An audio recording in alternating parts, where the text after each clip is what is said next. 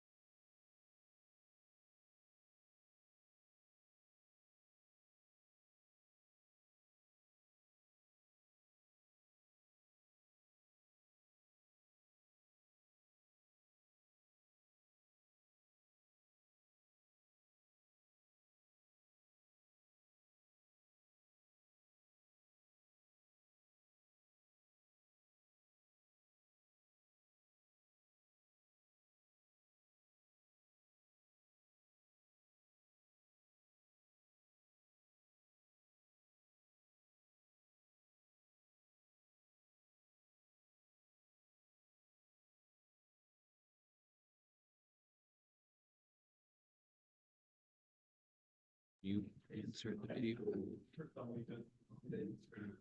you need to share your screen. Sorry, this takes a while. No, perfect. I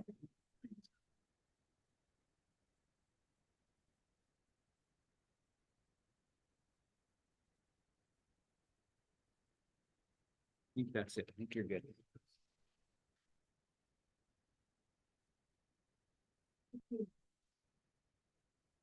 And it goes dark, just like the eclipse, for those that were there. I'm just trying to get this right. Yeah, just try to, yeah, set the mood lighting. There's Ed. There we go.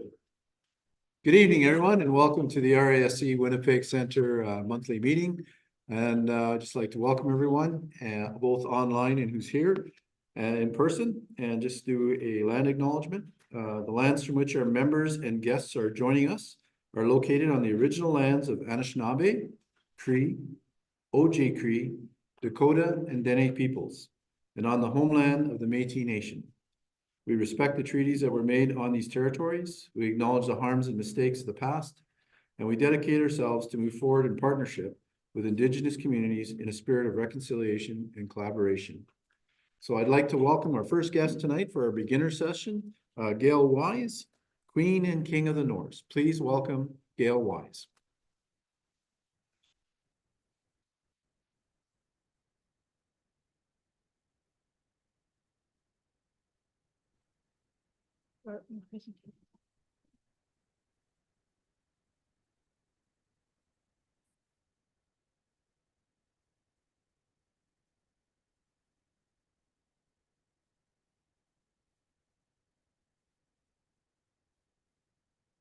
Am I on? Yes, good. So we're going to take a look at the Queen of Ethiopia as she rides in her throne high overhead. Cassiopeia is the large W, straight up and to the north. She's visible in the northern hemisphere all year long, but this is a good time of year to look at her because of all the open clusters. With Cassiopeia high in the sky, you're looking through the least amount of atmosphere and therefore less turbulence. This is important because a lot of these clusters are in very rich fields of the Milky Way, and they tend to blend in with the rich star fields of the area. To find Cassiopeia, first find the Big Dipper, and most people I know can find the Big Dipper. Locate Mizar, which is the second star in the handle of the Big Dipper, and follow a line through Polaris and keep going, and you'll find the W of Cassiopeia. The name Cassiopeia means the queen. The Romans called her the woman in the chair, and the Arabs called her the lady in the chair. To the Greeks, Cassiopeia was the wife of Cepheus and the mother of Andromeda. Cassiopeia was not a modest lady.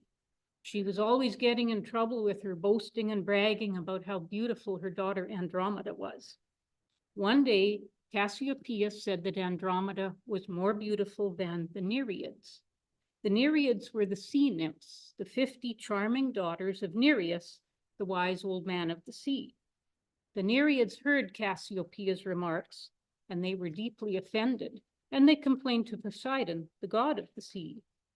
In anger, Poseidon struck the water with his trident, causing a flood to go over the lands of King Cepheus's territory, and calling up from the deep the terrible sea monster Cetus. The sea monster would swim up and down on the shore, and he'd snack on whatever people or animals came too close. Cepheus consulted an oracle to learn how to save his people, and he was told that in order to save his kingdom, he must sacrifice his beautiful daughter to the sea monster. The pressure from the people was impossible to fight, so poor Andromeda was dragged down to the seashore and chained to a rock. As Cetus approached the poor girl, the hero Perseus just happened to be flying by on his horse Pegasus. Perseus had a quick chat with Cepheus and Cassiopeia, and he offered to defeat the monster in exchange for Andromeda's hand in marriage. Of course, they gave their consent, and Perseus swooped down and killed the monster with his sword. Then the happy couple were led away to a marvelous wedding banquet. But then Cassiopeia had second thoughts about allowing her daughter to marry such a rough character. She convinced one of Poseidon's sons to disrupt the ceremony and claim Andromeda for himself. He arrived with an army of 50 warriors, and a fierce battle took place. But true love won, and the hero Perseus was victorious. After all of this had occurred, Poseidon was very, very sorry for all the trouble he had caused, and so he placed the entire family in the heavens. But because of Cassiopeia's vanity, which had started the whole thing, he placed her in a chair near the pole star so that for half the year she has to sit upside down, which is a very uncomfortable position. Actually, Cassiopeia is not really always upside down. Since this is one of the circumpolar constellations, she never sets. And so Cassiopeia only looks like a W at some times of the year. Right now, she actually looks like the letter E. Sometimes she looks like the number 3, and sometimes she really is upside down and she looks like the letter M. Cassiopeia is very nearly the perfect constellation because it can form 3 of the letters in one of my very favorite words.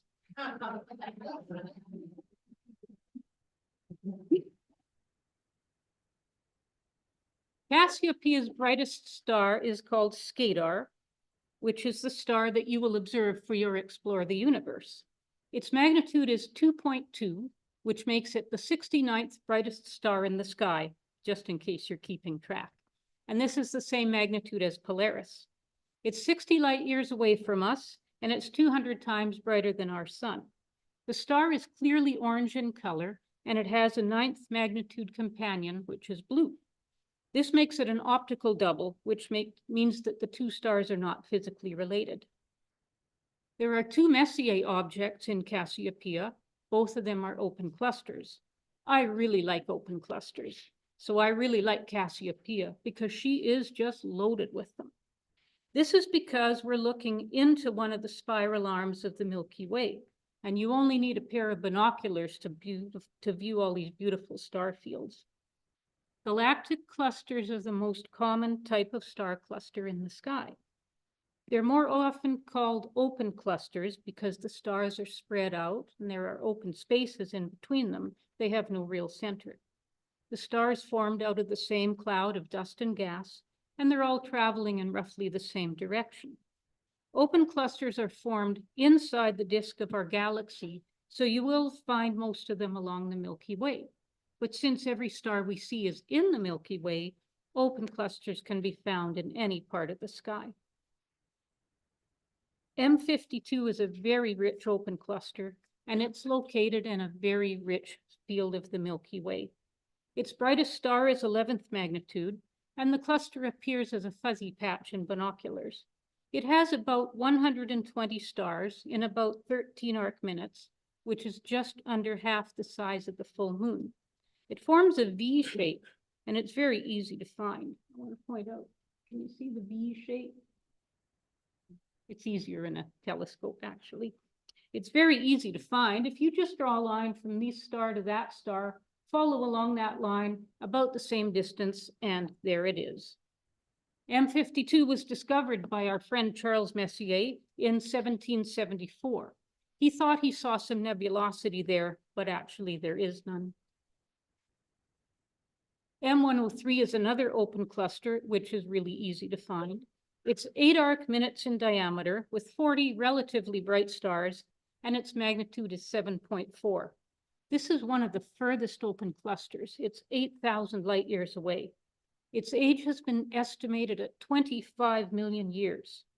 M103 has one red giant star, which is magnitude 10.8. And the cluster is actually easier to find with binoculars because it's very loose and it's difficult to pick it out against the stars of the Milky Way. Another interesting open cluster is NGC 457. Its official name in the books is the Owl Cluster or the Dragonfly Cluster. And you can see the shape of the owl, and then you can see his arms. It's like he's swinging his wings, not arms, wings. But most of us know it better as the ET cluster. If you look, you can see his eyes and his body goes down, and then he's got one arm that goes up with a bright star on the end of his finger, like he's pointing to go home. And I took this picture. I don't know when or where, but it was there in my gallery. So one of the very few that I've taken. So there it is. So this is the brightest open cluster in Cassiopeia. Its magnitude is 6.4, which is just below naked eye visibility. It's made up of relatively young stars, which appear to be only 10 million years old, which is young in the world of stars.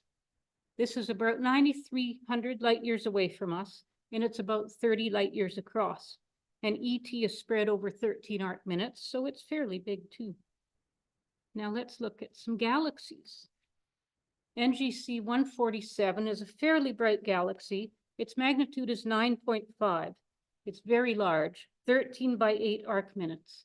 This is an elliptical galaxy with a very bright center. And this is one of the satellite galaxies of M31, which is the Great Andromeda Galaxy. Another companion of M31 is NGC 185, which is right nearby. This one's also fairly big and bright. Its magnitude is 9.3, and it measures 14 by 12 arc minutes, almost half the size of the full moon. It has a less pronounced core than NGC 147, and because its magnitude is spread over its entire surface area, it's really only visible in dark skies.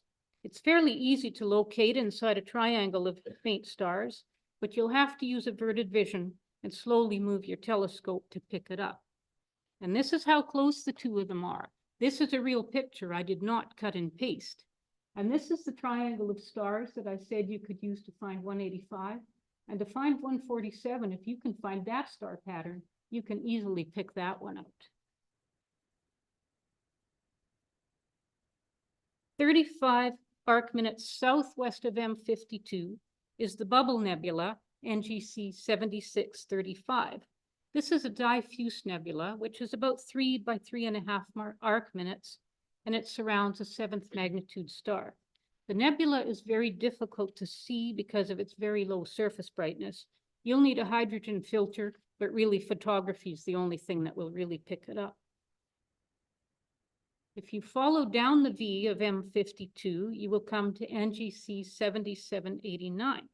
This is a really beautiful site. This is a great picture, and it looks just as beautiful in a telescope. It's about 16 arc minutes across, so it's about half the size of the full moon. So you'll want to use a low power eyepiece. It has about 300 stars that are 11th magnitude and fainter, and the cluster's total magnitude is 6.7. It's been described as tiny diamond chips spread over black velvet. The other half of this happy couple, the king and queen of the northern sky, is Cepheus the king. Cepheus was descended from Zeus and the family that Zeus fathered with Io. If you remember Io, she was turned into a cow by Zeus's jealous wife Hera. And I hope she was turned back before Cepheus was born. Anyway, Cepheus's father was Belos, the king of Egypt, who was said to be the mythological inventor of astronomy. Cepheus is shown wearing his royal robes with one foot on the North Star, and his scepter is extended towards his wife, Queen Cassiopeia. In his youth, Cepheus sailed as an Argonaut with Jason on his quest for the Golden Fleece. See how all these constellations link in together? And he was the father of 20 children. So he seems to have taken after his great-great-granddaddy, Zeus. Cepheus was a bit of a coward, actually, in my opinion. It seems to me that he could have done something to stop his wife from all her boasting and bragging that caused their poor daughter Andromeda to be sacrificed to the sea monster. And then he didn't even try to find another way. He just let the poor girl be dragged off to be eaten. Then, after Perseus had rescued her, Cepheus consented to allow Perseus to marry Andromeda, completely forgetting that he'd already promised his daughter's hand in marriage to his own brother Phineus. In this version of the story, Phineus stormed into the middle of the wedding banquet with his followers, and a great battle took place. Cepheus just left the room muttering that he didn't know what to do. Of course, we know that in the end, Perseus won the battle and the hand of Andromeda. Cepheus has a very distinct shape in the sky. He looks like a house. The constellation isn't very bright. The stars are mostly 3rd and 4th magnitude, but he's easy to find because he faces the open side of the W of Cassiopeia. The top of the house points to Polaris. Now, it's not exactly, but it's close enough that if you're observing and you want to find north at a time of the year when the Big Dipper's low in the sky, maybe it's hidden by trees, you can find the North Star by using the top of Cepheus. Normally, you'd find the pointer stars in the Big Dipper there, but good enough if you need them. The 3 brightest stars in the King will be the North Star, 2,000, 4,000, and 6,000 years from now. So one day Cepheus will be very important. Cepheus is only slightly smaller than the Big Dipper, and because he's right at the edge of the Milky Way, there are a lot of open clusters here. Alas, there are no Messier objects in Cepheus, but when we consider some of the beautiful objects that Charles Messier missed, we know that that does not mean that Cepheus is not worth looking at. In fact, he has a really great site. He has an open cluster and a galaxy in the same field of view. Open cluster 6939 and galaxy 6946 are only 40 arc minutes apart, just over half a degree, so just a little more than the width of the full moon.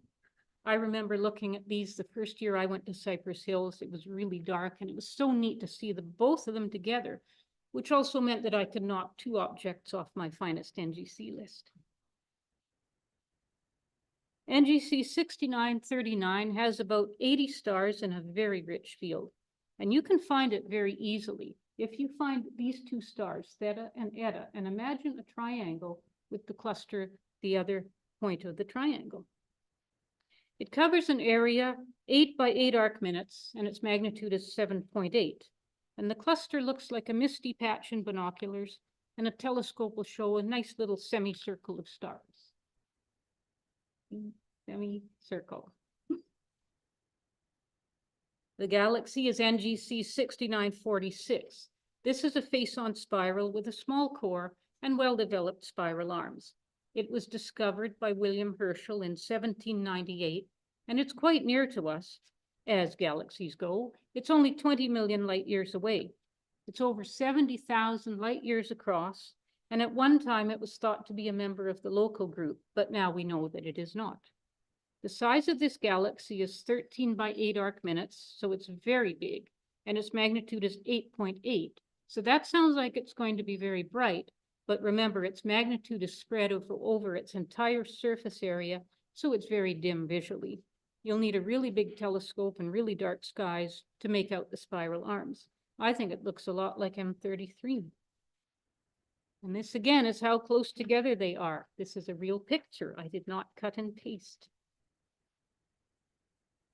The brightest star in Cepheus is Alderamin, which is from the Arabic for the right forearm, but really it marks his shoulder. The star is magnitude 2.4, and its main claim to fame is that because it's so close to the precessional path of the North Celestial Pole, it will be the North Star 5,500 years from now. Alderamin will be within 3 degrees of the pole, which is not quite as close as Polaris, but it's close enough. The last time it was the pole star was 20,000 years ago. The constellation has a lot of nice binary stars.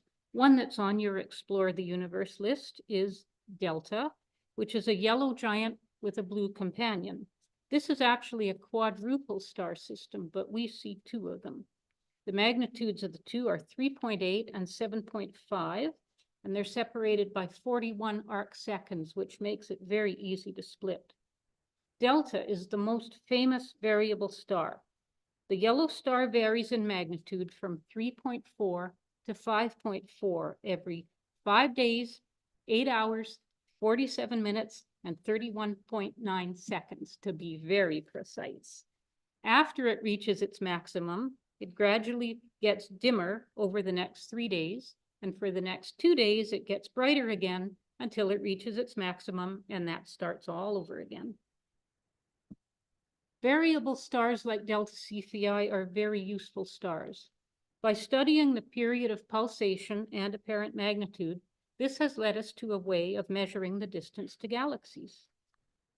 Another nice variable star in Cepheus is Mu. Mu is so red that William Herschel called it the Garnet star. Its brightness varies over a period of 2 years, so this one won't be quite so easy to track. Gamma Cephei will be the pole star around the year 4000. Gamma has a companion star, and it's been discovered to have a planet orbiting it. Now let's take a look at a planetary nebula, NGC 40, which is known as the Bow Tie Nebula. This is 4,000 light years away from us, and it's about a half a light year across. It measures 60 by 42 arc seconds, so it's one of the bigger NGC planetaries. Its magnitude is 10.7, and the central star is 11.6. The star is half the size of our sun, but it's much hotter, 90,000 degrees Celsius, which is pretty hot. The eastern and western sides of the nebula appear brighter than the rest, so that is how it gets its name. There are some very nice open clusters in Cepheus the King. NGC 188 is magnitude 8, and it covers an area of 14 arc minutes, which is almost half the size of the full moon. I keep stressing that size so that you'll know how big these things are in the sky. When you're looking for them, they'll pop out at you. You'll find them really easily. This cluster has about 200 stars, and it's only 4 degrees from Polaris. It's actually one of the most northern open clusters. It was discovered in 1831, and it appears to be over 5 billion years old, which would make it one of the oldest. NGC 7380 is an open cluster with nebulosity. This is sometimes called the Wizard Nebula. It's located just 2 degrees east of Delta Cephei, and it's fairly large, about 12 arc minutes in diameter, so just under half the size of the full moon. It has about 40 stars that range in magnitude from 9 to 13. NGC 7160 is another open cluster. This one is 4 degrees south of Alderamin, which is the brightest star in Cepheus. Remember, it's that one. This is known as the swimming alligator cluster. It's only about 12 stars over 7 arc minutes. Its total magnitude is 6. This is in a very rich field, but the stars do stand out nicely from the background.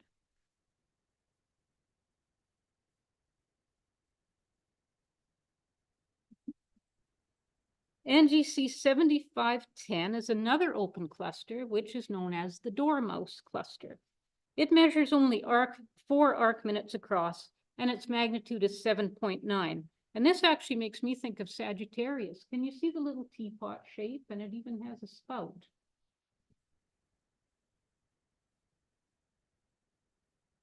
There is a bright reflection nebula, NGC 7023, which is also known as the Iris Nebula or the Little Tarantula. And no, I am not going to show you a cute little picture of a spider. Ugh.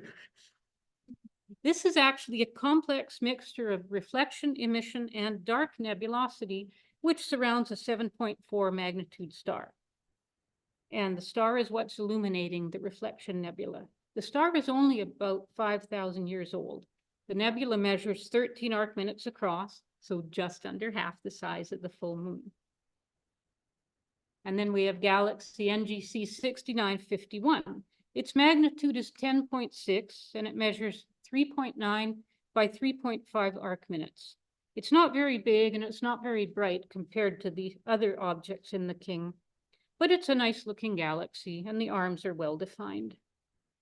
In ancient times, Cepheus has been seen as a shepherd and his sheep.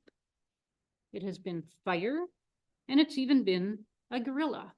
How many of you are old enough to remember Magilla gorilla? But no matter how hard I try to see any of those, all I ever see is a house. The end.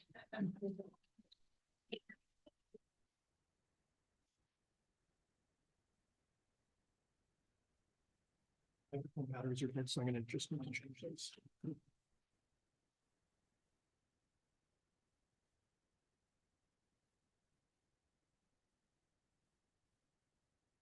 I think so, yeah.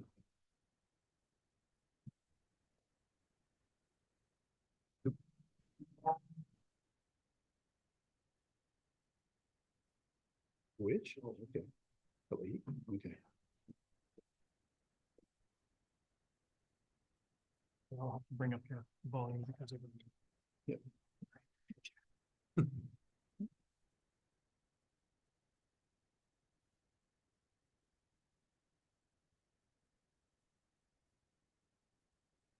Thank you. Test, test. Thank you very much, gAIL. Just got a couple minutes here, so maybe what I'm going to do is read you a small Inuit's tale about it. Ties in a little bit to astronomy, and it's called The Polar Bear and the Three Runners.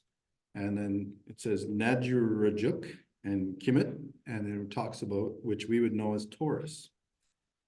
Since time began, Inuit hunters have lived in awe of mighty Nanook, the ghost white polar bear. It is Nanook who decides if a hunt will be fruitful, and for this, the Inuit show their respect by offering their weapons to the bear's soul. Seen by day, crossing the ice on its fur-soled paws at night. Nanook shines brightly among the stars, outrunning its pursuers across the skies. Once in a far-flung north, a woman left behind her husband and home and headed off across the ice to live among the polar bears. The bears treated her kindly and brought her meat to eat from the seals they hunted. But as the seasons changed and the years passed, the woman grew lonely. She missed her family and her old life and longed to return to visit them.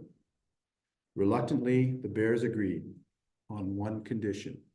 She must not tell anyone that she lived with the bears or where to find them. Solemnly, the woman made her promise and gladly set off for home.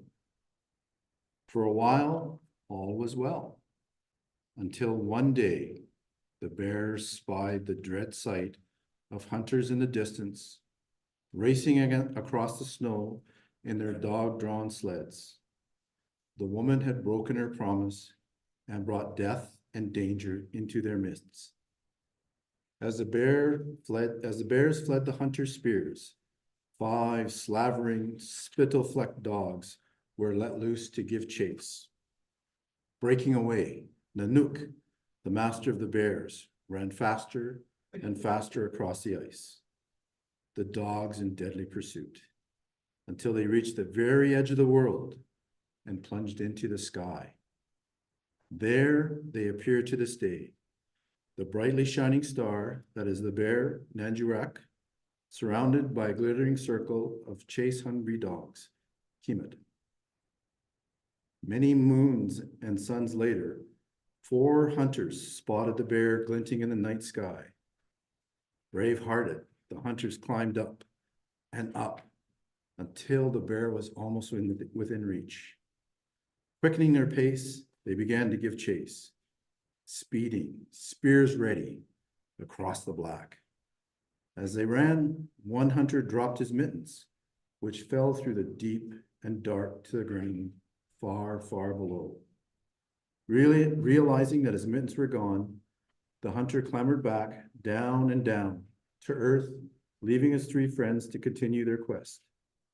In doing so, he became the only one of the hunters to make it back to their camp, while the others remain forever in the sky as 3 stars. To the Inuit, they are known as Ulakut. To others, they are the 3 stars in the belt of Orion.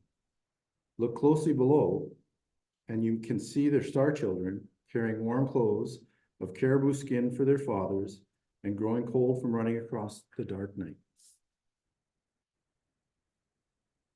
And the last thing I'll close off on our beginner session is, because I know you all love my jokes. So do you know, did you hear the one about the termite that walked into a bar? Walks up to the bar, looks up and says, "Where's the bartender?"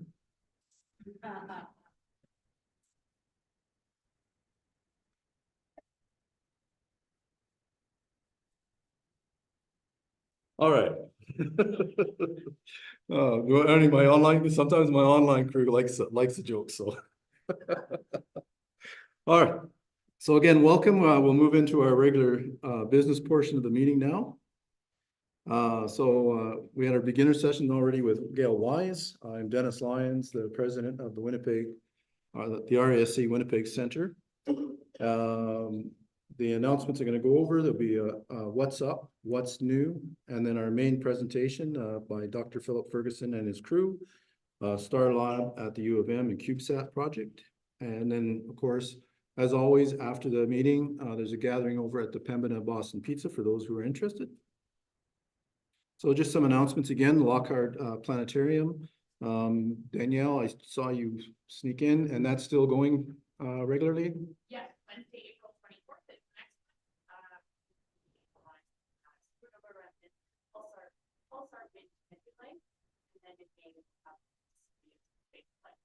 So April 24th? Yeah, April 24th is the next one. Please go to the U of M's website if you want the details for those that are online. Observatory Committee.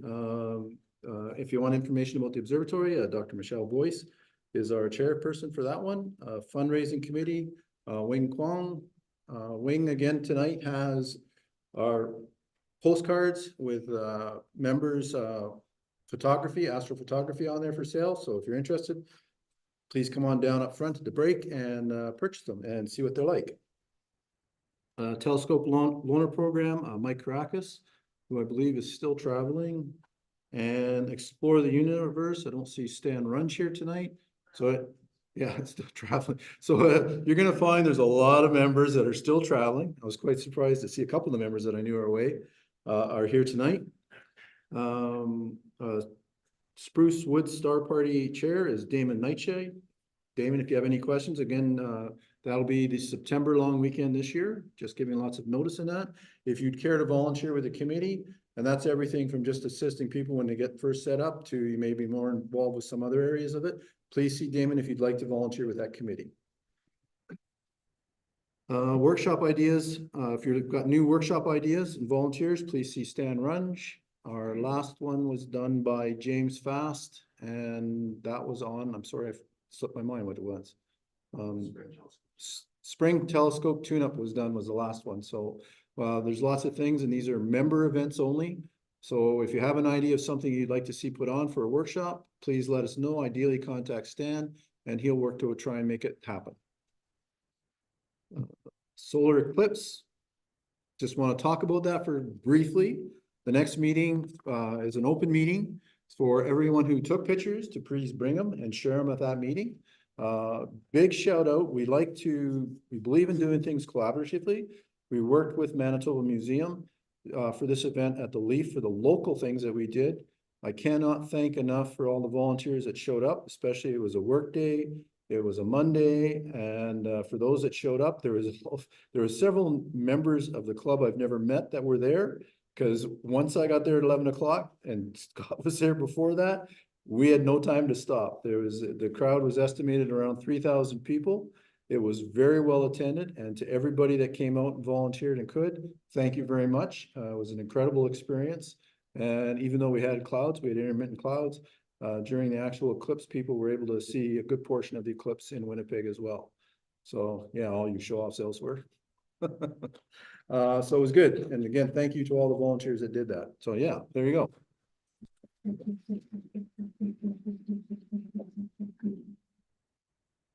White Shell Outreach, May long weekend. If you're interested in volunteering for that, please see Judy. Postcard talk about. When do you plan on doing the rekeying?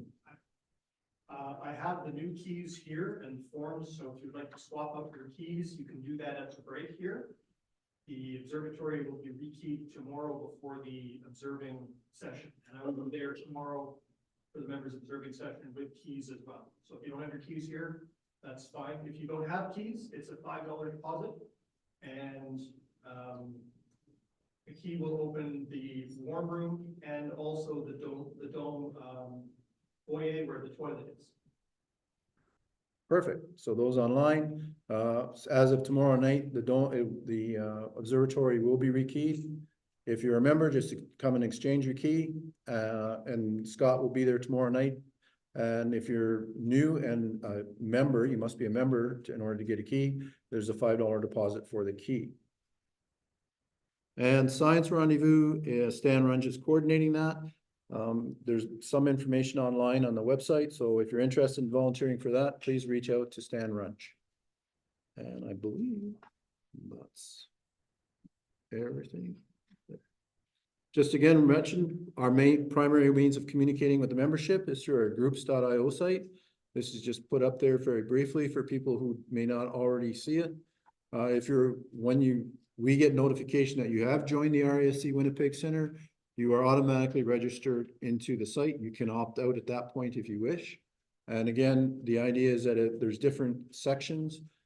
For instance, observing, astrophotography, armchair astronomy. If you want to join those particular groups, they're the only groups you would get information from. Meeting announcements do go out to the whole membership through that venue. So that's the only time you would, and for instance, an annual general meeting notification would be the time that you would get it from the general, where every member would be notified. Otherwise, you only get notified if you belong to a certain group, join one of the chat groups. We do that purposely so you don't get bombarded by emails. You join the ones you want to. Members observing night, as mentioned, Scott said tomorrow, what time, 7 o'clock or?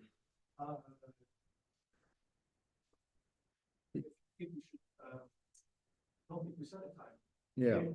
So even though it says 7 o'clock here, 8 o'clock is when there'll be people out at the observatory to one, get a key or help you assist and show you the dome and things like that if you're not familiar with it yet. All right, so before I move on to my next slide, what I would like to do is ask Judy to come down for a minute.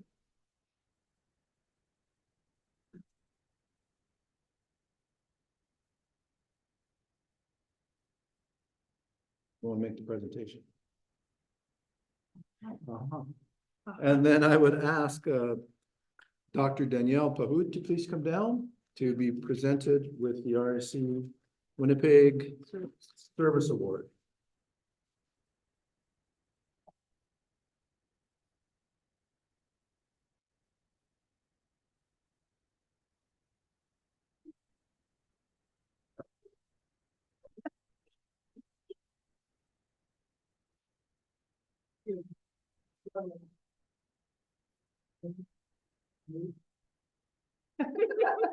Three pictures. Thank you so much. See, I remember some things.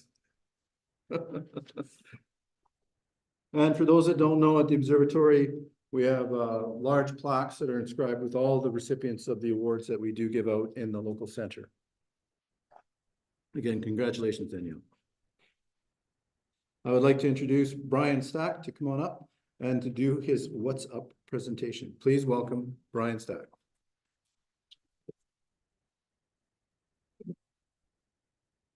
Should be running right here. See. So that worked last night. Yep.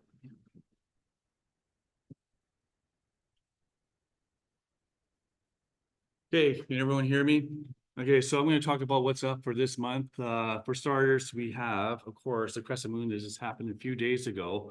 I'll tell you a little bit about the comet that we were chasing at 12P Brooks Pond. But I'll get into a little bit more later. Of course, we'll start off with the planets, but to break it down, basically, Jupiter is only the real planet you can be able to see. It sets pretty early.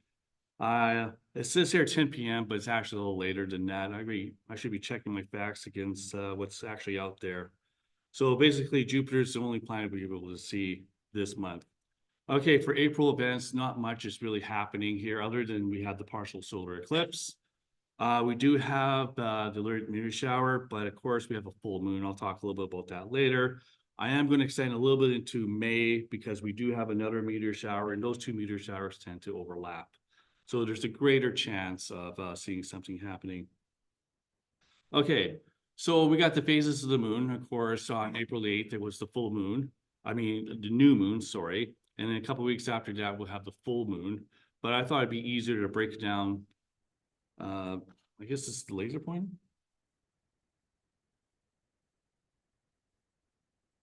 Or not. Is it?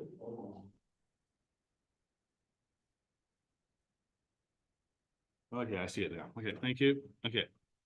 So that's it for the moon. I'm going to just talk a little bit about the partial solar eclipse. Okay, my prediction was there's going to be at least 61% cloud coverage for that day, and it turned out to be relatively true. Of course, it only covered about 53% of the sun, but we still, like Dennis said, we had a really good turnout, but it was a pleasure to be out there. Again, this is the path, the totality of the solar eclipse, and that little red thing there, that's Winnipeg, that's us. So moving on. Okay, for Members Night tomorrow, we'll get into the weather a little bit later, but it doesn't look promising. Last night it did, but not now, but then it always changes. Okay, so you can see here we have Orion that's setting up really soon. So, and we do have the Perseus, the Pleiades, sorry, that's up. Now we do have Jupiter again. And let me get this wrong again. Okay, so we have Jupiter, and there's that comet I'm going to talk about a little later. It's higher than what you think, and I'll get into more of that later. Some of the information that's out there, is incorrect, and I'll explain that a little bit more later. So, okay, so about the Milky Way, not much. It rises pretty early in the morning, so you're looking at roughly about 3 o'clock in the morning before we ever get to see the Milky Way. But of course, I've been out there with my new tracking mount. I'm really excited about that one. So I've been out there almost every night, whether cloudy or partly cloudy out there, trying to get to know the new mount. So again, we have Vega up there with the M57 there.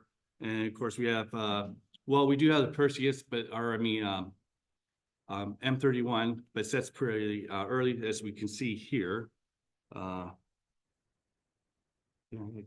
Okay, so there's Andromeda Galaxy there. Of course, the comet's not too far behind with that M31. Now, this is something, like I said, I've been chasing this comet for the last week and a half, and probably March to 12th was probably the best day in photographing it, according to other people on the internet. Of course, we got the crescent moon, as I mentioned earlier, here too. Up there in that upper left-hand corner, we got Jupiter. So here, let me spell it out to you.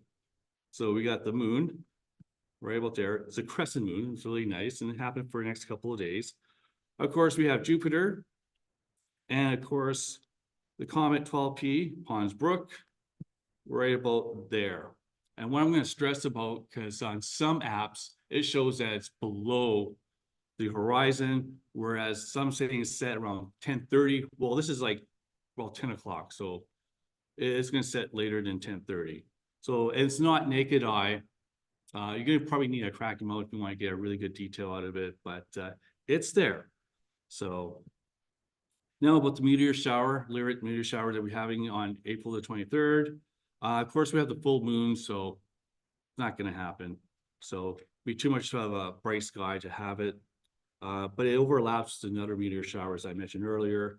Okay, for the May events that's happening, of course, we have the periodic meteor shower that's happening on May the 5th. The new moon is around May the 8th, I believe. I didn't have it just down for some reason. Of course, May the 10th, we have the RASC meeting. So could be something. I do have it here, okay. Yeah, the new moon on May the 8th that I have it here. So could be something happening there. Hopefully the weather holds for the sky, but we'll see what we get into more later. Now for the next 7 days, or the 10-day forecast that we have up here, it is calling for a little bit of snow. I did check the forecast several times, different models, but it's not going to be much of a snow flurries, just a little bit. We are going to get more rain, but every model is showing the fact that it's going to be cloudy next week, and then we do have some clear skies coming for the next weekend or so. Again, the weather here, the temperature wise, and I can find out here, it's getting quite cold next weekend. We're looking at -10. Some are saying -6. So again, it's going to go up next midweek, and then it's going to go back down next weekend, which is going to be my birthday. So anyways, it's going to get colder, but again, it's going to go back up. Here's another view of the forecast for 14 days. You can see we do have some clear nights here on Monday, on the 22nd. There's other nights, but if you look at it more detailed, there'll be some breaks around 12 a.m., which is what I'm shooting for with my new mount. And any couple hours of clear skies, I'm happy with it. But we'll have some breaks in the sky. This other model here that I look at is kind of crazy here, but it kind of confirms what the other model is showing. We do have some clear nights. Some couple hours, really not totally clear nights, but we do have a couple hours. Again, the weather is going to go dip down, then it's going to go back up here as it's shown here, right? It goes up and it goes down, and it's going to go back up. So we do have some clear skies on Sunday. Saturday now showing cloudy. No big surprise there, but we do have some clear skies around 12 a.m. for a few hours before it clouds over. Now, this part of the weather, and this is historical data, and it's showing a different model. As you can see here, it shows it's going to be Sunday or sunny for after April the 18th. So whether that holds true or not, but that's based on historical data. As you can see here, it's going to get quite warm as the month progresses. So I think that's it. That's all I have for what's up for April and May 2024. Thank you.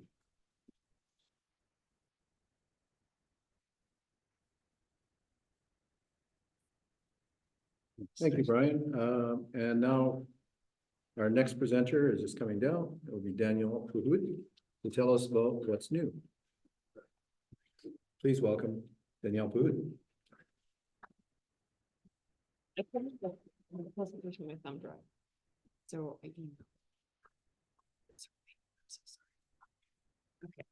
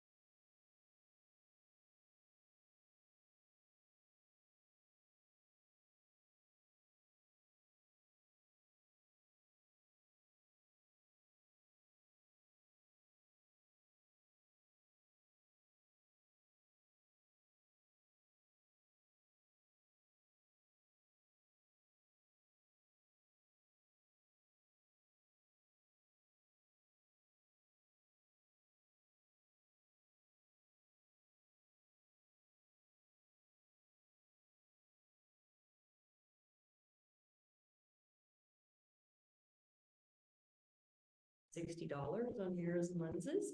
And it's good enough to see limb darkening and some sunspots. And I've got pictures of it in the presentation. So it's a really cool outreach intro solar telescope. Okay, wonderful. Yeah. Thank you so much. Okay. So, yeah. Perfect. Make sure the people online are not looking at my belly button the whole time.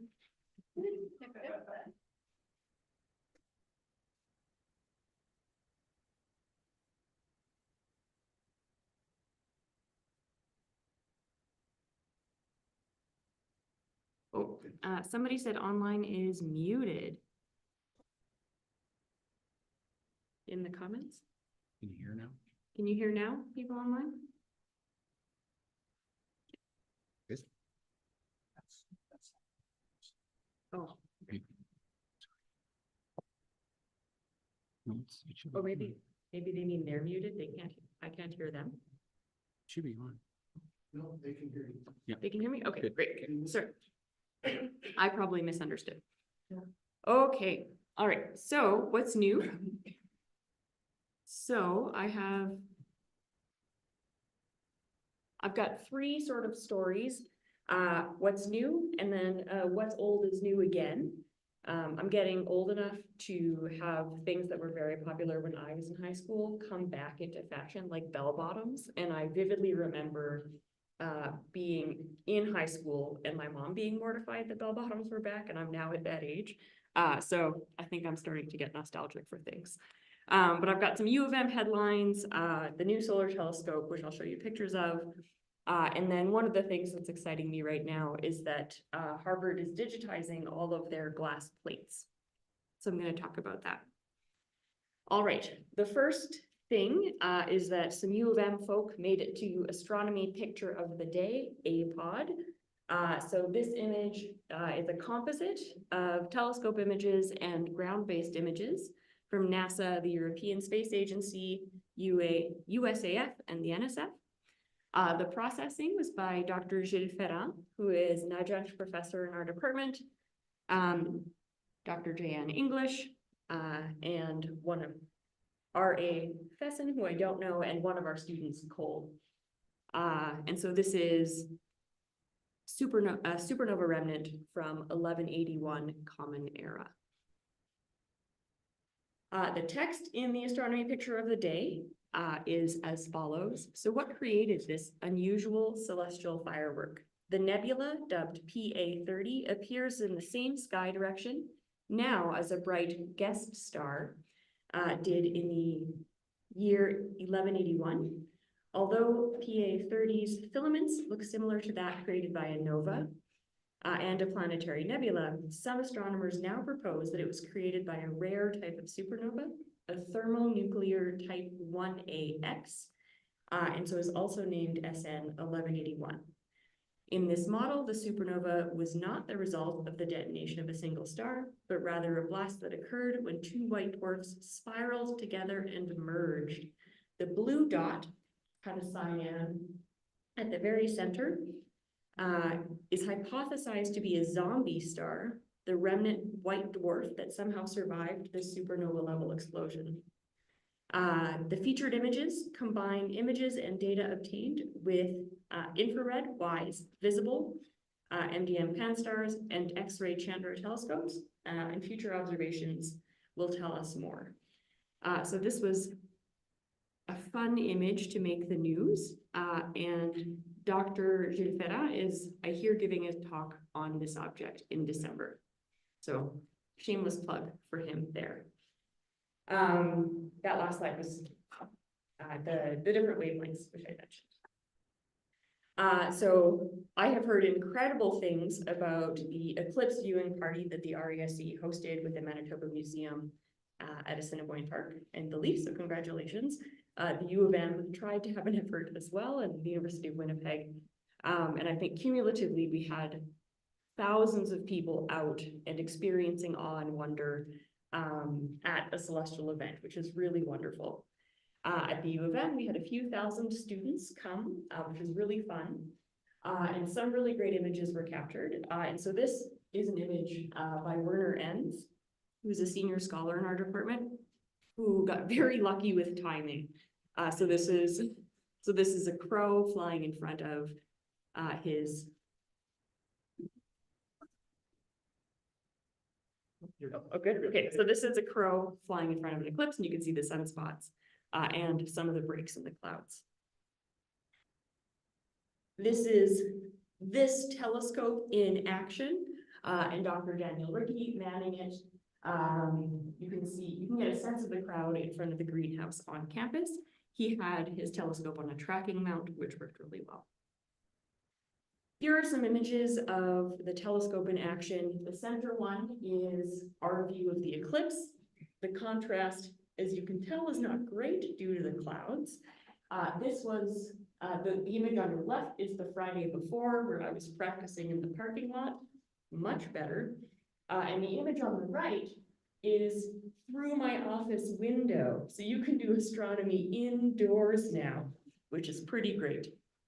And so you can kind of see, I don't know if it shows up super well, but there's some, oh, here's the laser. No, ooh, got a flashlight mode.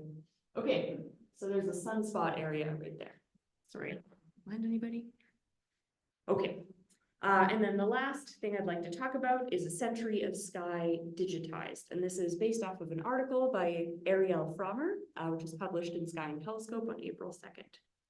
And so the image shown here is the first glass plate to be scanned in the entire catalog, which the scanning began in 2005.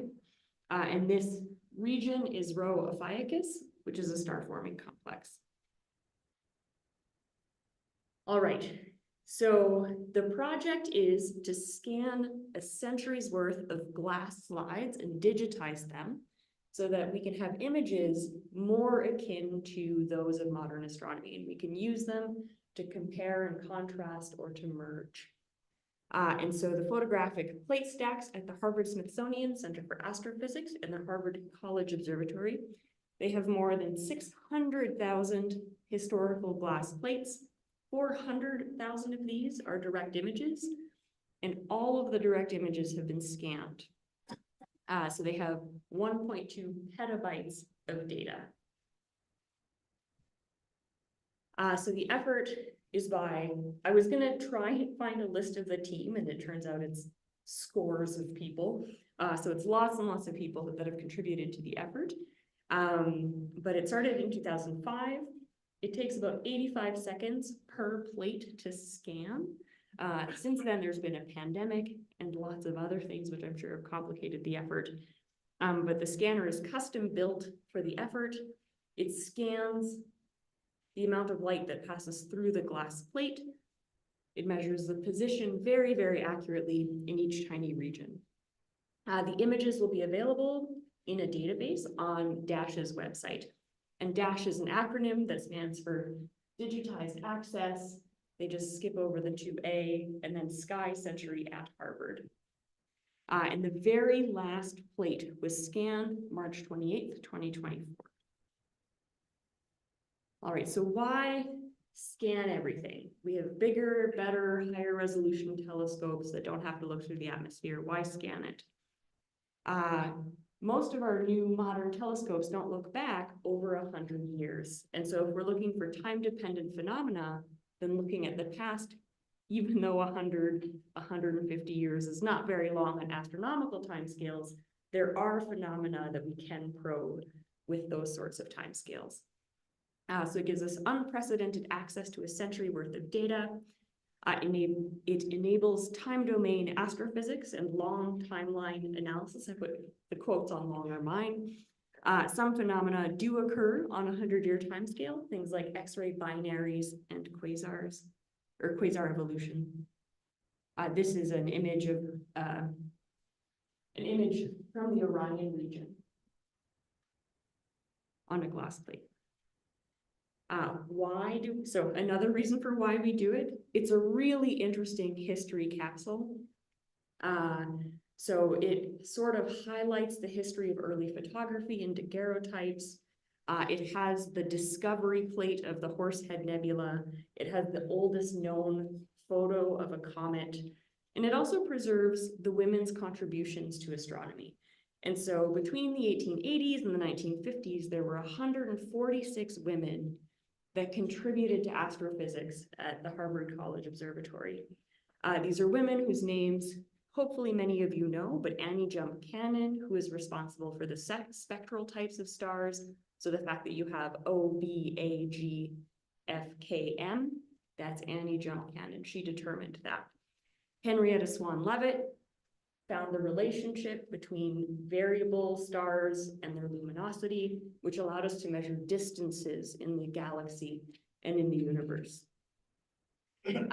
Wilhelmina Fleming and Cecilia Payne Gapostkin, whose name, yeah, just whose contributions I'm not quite as familiar with, which I should have looked up. But these women have made incredible contributions to astrophysics. And they did so by poring over these plates and annotating them like this and noticing little small details. And so having some sort of record of that in a way that's modern and accessible is really nice. All of it is accessible on a website called StarGlass. And so I went on and I looked. This was my deep dive, my rabbit hole for this one. And so you can search by object, by coordinates, by precision, by astronomer, which is fun. So they've got this huge alphabetical drop-down menu. So you can like find plates that Einstein was listed. So you can go and find the images that they took. You can look up series and you can specify the date range. And so I looked up Horsehead Nebula and I got a glass plate. I couldn't find the original Horsehead Nebula images, but I have a glass plate of the Orion constellation. You can definitely see Orion's nebula. You can see that there's some annotation up at the front. So I can definitely see myself spending a lot of time in here.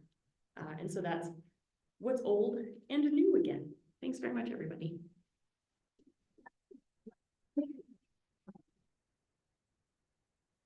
Questions? Yeah, Scott?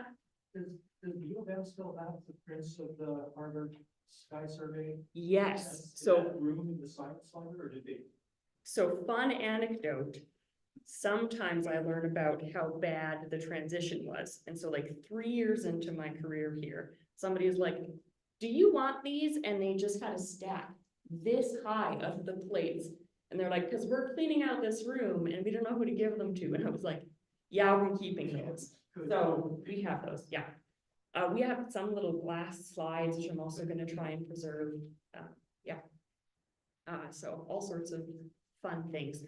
Also, if you are on Instagram, they are Harvard plate stacks, and it's a really delightful Instagram account. Yeah. Yeah, Judy. There's a couple of really great books on those women computers, right? I'm sure you read it one or two, but it turns out that the head of the department of the state used to bring in nannies for his child, I forgot what it was, and he would teach them from the ground up. He selected people who were smarter than just men, and many of them became astronomers doing this plate scan. But he was quite unusual in the day for having an interest in promoting them. In fact, one of them, Cecilia, became an author. That's awesome.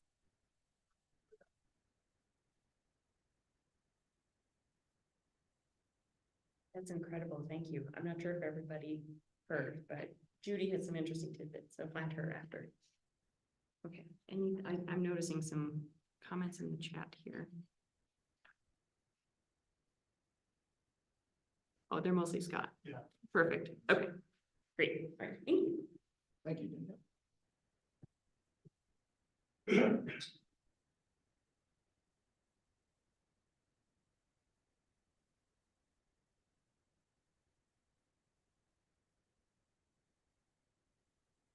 So we're gonna take a short break till about 8:30. And just for those online, our guest speaker will be Dr. Philip Ferguson, and he'll have his a whole entourage with him tonight to entertain us and bring his usual style of presentation to us. So we will restart again at 8:30, which is about 25 minutes. So we look forward to seeing you again in a few minutes. Bye.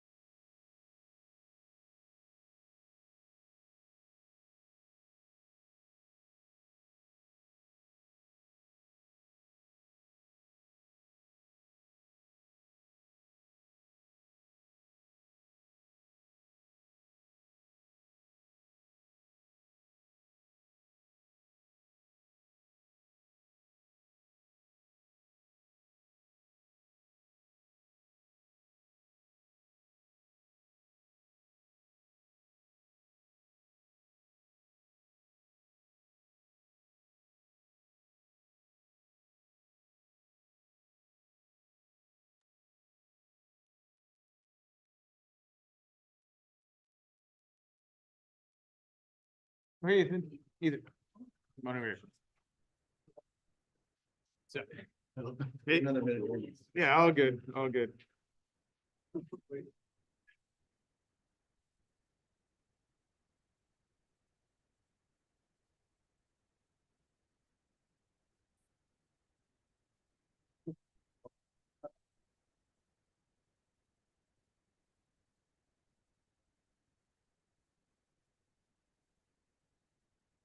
Everybody's waiting with bated breath. I'll just give it another moment for those online.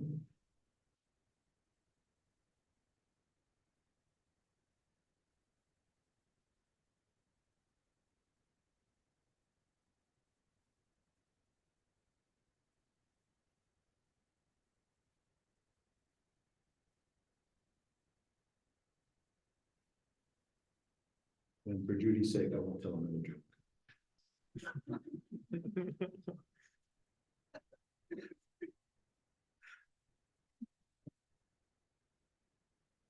All right, and welcome back to all those online and to those in the audience tonight. I would like to introduce our guest speaker tonight and their research. So CubeSat research at the University of Manitoba STARLab through the eyes of students.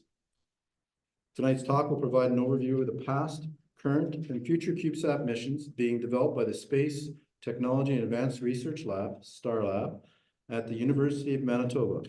Students from the STARLab will present their perspectives on these missions from a variety of backgrounds, ranging from undergraduate, graduate, postgraduate, technologist, and industry positions.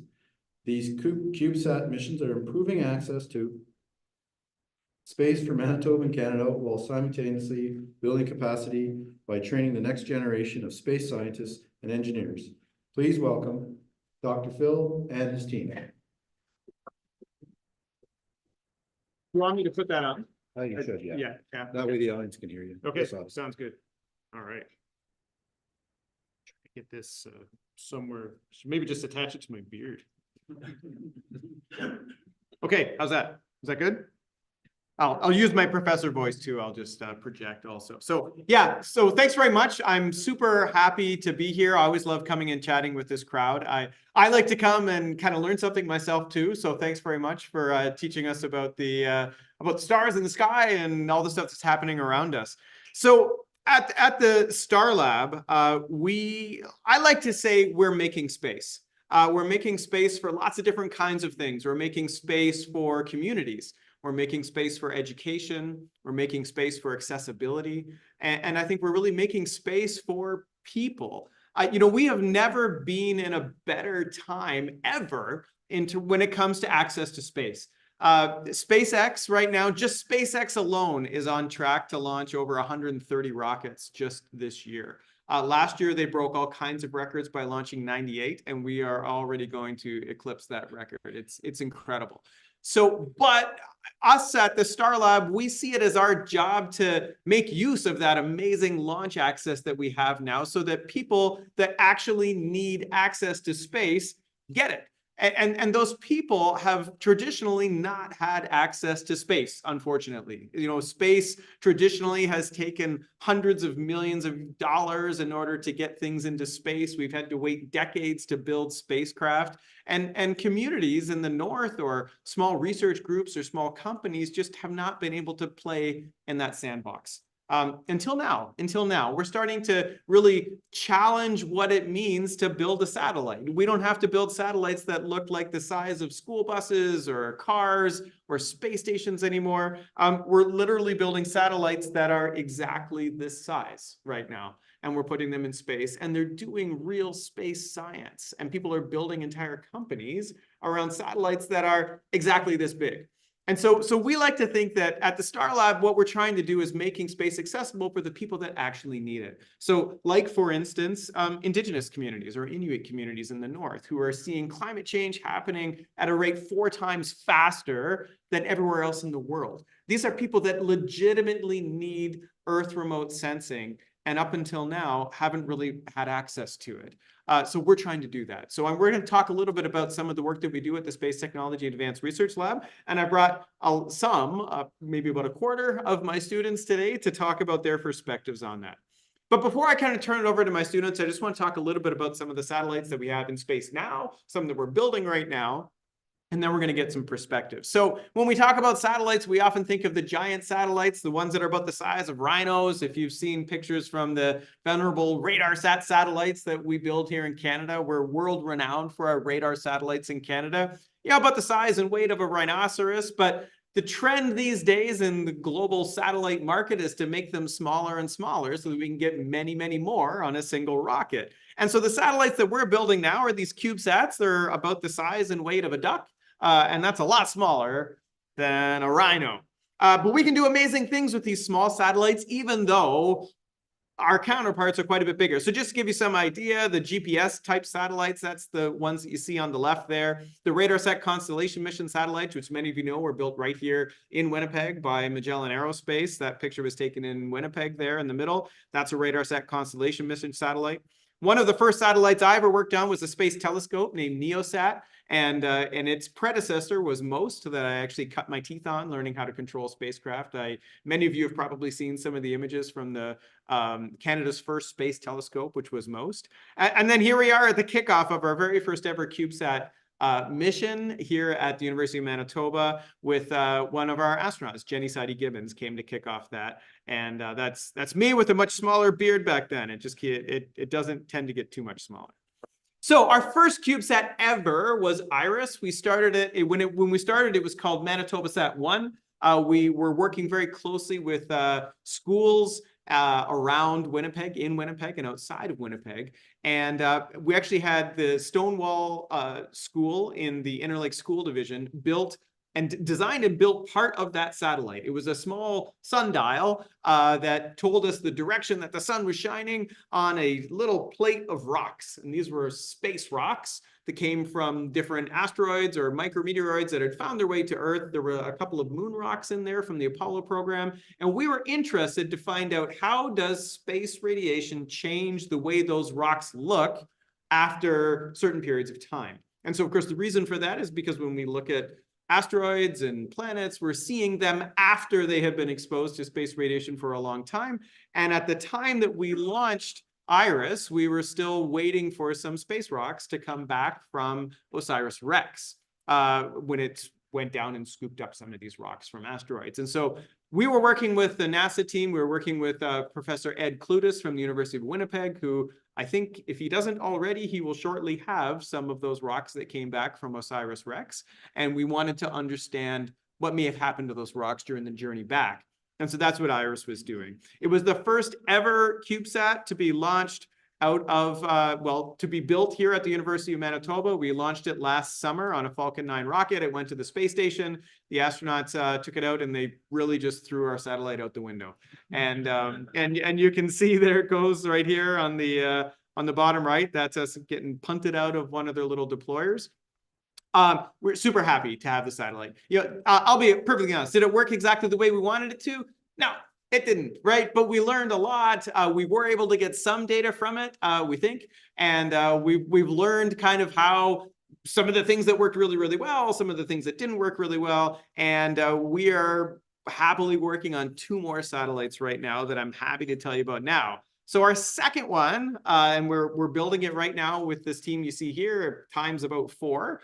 We're building one called ArcticSat. And so we're really excited about this because it's being co-developed by the University of Manitoba and the Inuit community of Chesterfield Inlet, Nunavut. This is a community that desperately needs information about how the ice is changing around them. I was in the Arctic back in the summer of 2022, and I'm really excited to say I'm flying there again this coming Monday. I leave early in the morning, and I'll spend the whole week in Chesterfield Inlet, out on the sea ice with the hunters and trappers, and getting them to show us the kinds of things that they know from centuries of Indigenous knowledge about what it means to be on safe ice, what is the dodgy ice, and can we detect that from space and get that information directly to the Arctic communities. And so we're planning on operating ground stations out of the Arctic and sending this data directly to the people that need to use it. But more importantly, this team is also working with us to design this satellite. and design the sensors and test the sensors and get drones out on the ice and work with the hunters and the trappers and the rescuers and all of the people that rely on this information, but so far have had a hard time getting access to it. So that's ArcticSat. And so you'll hear a little bit about ArcticSat from some of the students. And then the other one that we're doing is sort of a little bit of a different application, but one that I get asked a lot of time is people say, hey, Phil, you're throwing all these little things in space. What about space junk? What if they start crashing into each other? Or what are we doing? What about all the stuff we're having problems with astronomers looking at the stars in the sky because Starlink is all up there? What are you doing about space junk? And I say, well, you know, we understand that in addition to having a sustainable planet, we need sustainable space as well. And so the little innovator in space situational awareness, or LISA, is a little baby spacecraft, although it's actually twice as big as this one. It's kind of this, imagine it times two of these stuck together. We call that a 6U CubeSat. And LISA is going to have an imager on it that is going to be taking pictures of space objects and tracking them so that we know where they are, we can avoid collisions with them, but more importantly, so that we can make sure that the objects that we put into space, we have plans to get them back down again. And so LISA will be launched in Mothership. Red Wing is the name of the big one. And we will be doing a little ballet dance around Red Wing, and we'll be a little imaging target for Red Wing. And then LISA will have their own mission, taking pictures of some of the satellites over the north and south poles of the planet. And it will be the first time ever that we've demonstrated such a capable space surveillance platform on a tiny little CubeSat. So really super, super excited about that. But what I want to show you today is something that I'm really passionate about, and that's in addition to growing technology to the point where we can build small satellites and actually do real space science and space engineering with these tiny little platforms. The next and probably more important part is that we build capacity in Canada so that we can continue to do this. And that means exciting the next generation of space scientists and engineers and life scientists and artists and scientists all working together. But we need people from all different kinds of backgrounds. And so that's why I'm really proud of the team that we've assembled here at STARLab, and we're continuing to grow every month. We've got new students starting next month and the month after that. We're graduating students all the time. We're graduating MSc and PhD. We've got 2 PhD students graduating in the next couple of months. We're really excited about that. So today, what you're going to hear is you're going to hear from one of every different kind of lab member that we have in the lab. And so you'll hear from a technologist, Shakiba, who will talk about some of her experiences by leading some of the technical projects. And Shakiba was an undergraduate student here at the U of M, and now she's a technologist. And actually, I'm really excited to say she's shortly going to become another graduate student. So we're going to get her perspective on what it means to be working on space projects like this. We're going to hear from a Masters of Science student, Andrew Bowman, who's going to talk about some of his research and what it means for him to be working on these space systems.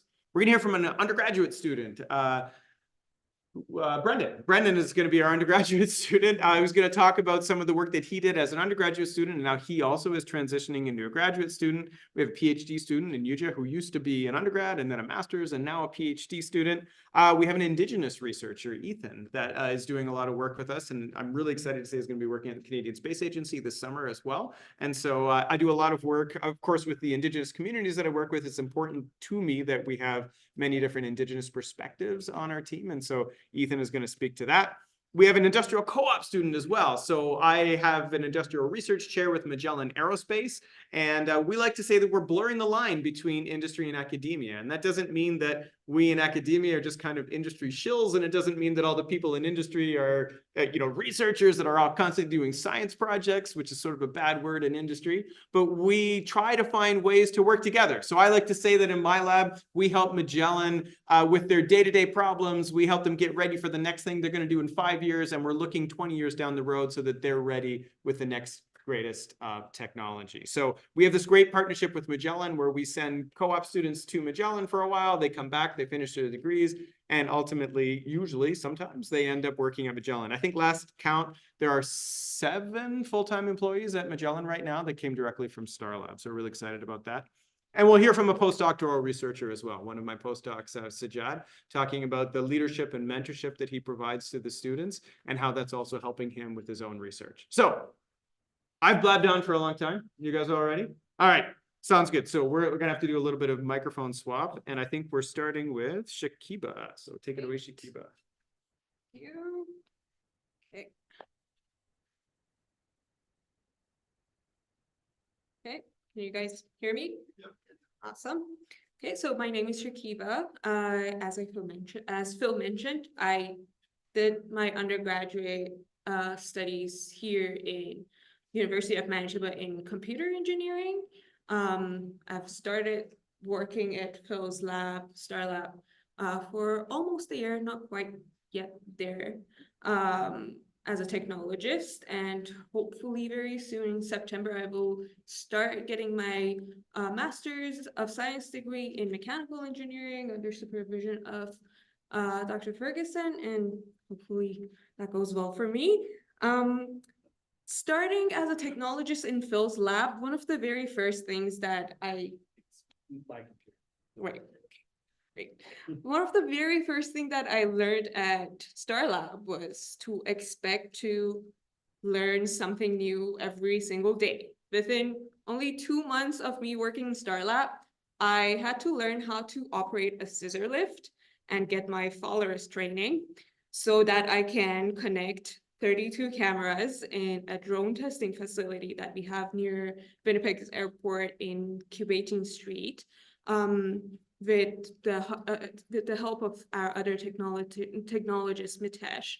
And what we use this facility for is very important for our space studies as well, since we are doing a lot of agricultural studies, civil studies that are done with drones, but also studies like detecting, using the drones to towards studying the detection of space debris and laser studies around that area, and also making drone test beds for testing some of our equipments like ADCS board, the attitude controlling board for the CubeSat projects that we are working on. So this facility is very useful. It's a very new facility for us, and we're excited to use this facility. But that's not where it ended. I continue learning something new every day ever since. I made my very first CAD assembly and modeling when I started at STARLab. I made my very first 3D printed designs in STARLab. And on the right over here, you see my very first mechanical structure that I did all the electronics for and put together, have a very janky design, but it's still my very first mechanical design. But most importantly, I learned all about CubeSats and gained a new appreciation for how all these small components that you see at the bottom of this slide come together and gather inside a CubeSat this big, about 30-40 centimeters long. And even though it's small, it does great things for our community and can achieve a lot. As Phil was mentioning, I am the project manager also for one of the two CubeSat projects that we are currently working on in the lab. I'm the project manager for ArcticSat, and the purpose of this satellite is to help our northern community to find the safest passages for transportation and gathering food, hunting, things like that. And it's projects like this that motivates me to go to work every day and do something positive for our community.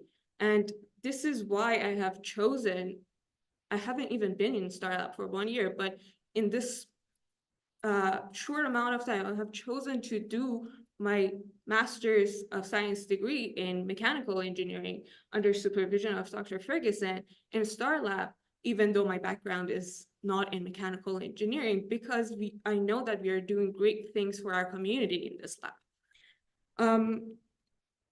Having said that, I would also want to note that having a team of experts really feeds the experience that we have in STARLab. For myself, if I didn't have the amazing team that you're seeing, some of them over here today, it wasn't possible for me to learn as much as I have done at the moment. it's not just about learning new things, it's about taking what I already knew and improving it and refining it. Here in this slide, on the very left picture, you see electronics that I designed for a control system that we use on a rover Ville testbed machine. And that picture on the left is the first design that I did. It's just some wires put quickly together. And I was able to take some comments from Phil, from Morgan, one of our PhD students, and from our other technologists, and improve my design to the second picture. I see there's for sure less wires, safer to use, and less chance of shorting a circuit. I did burn 2 LCDs while doing this project, so you see where I'm coming from. So doing things like this is what really motivates us, coming to the lab, getting the help that we need from our colleagues, and improving ourselves and becoming the best versions of ourselves. And now every time I see the machine on the right work, I get that sense of thrill that made me pursue engineering in the first place. And I really have our team and Phil to thank for this. Having said all of that, I would like to pass it on to my good colleague, Andrew, to continue the presentation.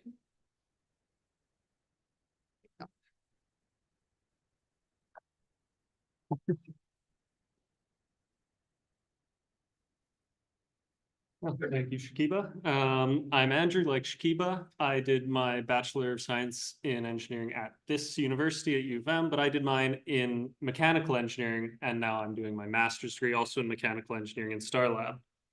And, you know, before STARLab and even going back to when I was a little kid, I was not a space guy. You know, I wanted to be like an entomologist or something, not an astronaut like most kids. And especially in my undergrad, I was very much about cars. So these 2 images you see here are from student teams I was on during my undergrad. So the one on the left is EcoMotion, where we built a ultra efficient electric vehicle from scratch each year. And I actually still advise the team as a graduate student advisor now. And the one on the right is me driving the Baja car, which is a little kind of dune buggy thing that we build also every year. The point being, I was not into space. Like, I took Phil's aerodynamics course, not because I wanted to build a plane or maybe, you know, some sort of super aerodynamic rocket, but because I wanted to make a car go faster in the wind. So this all kind of changed though when I finally got to my capstone project, which is a big project we do at the end of our degrees in engineering and undergraduate engineering.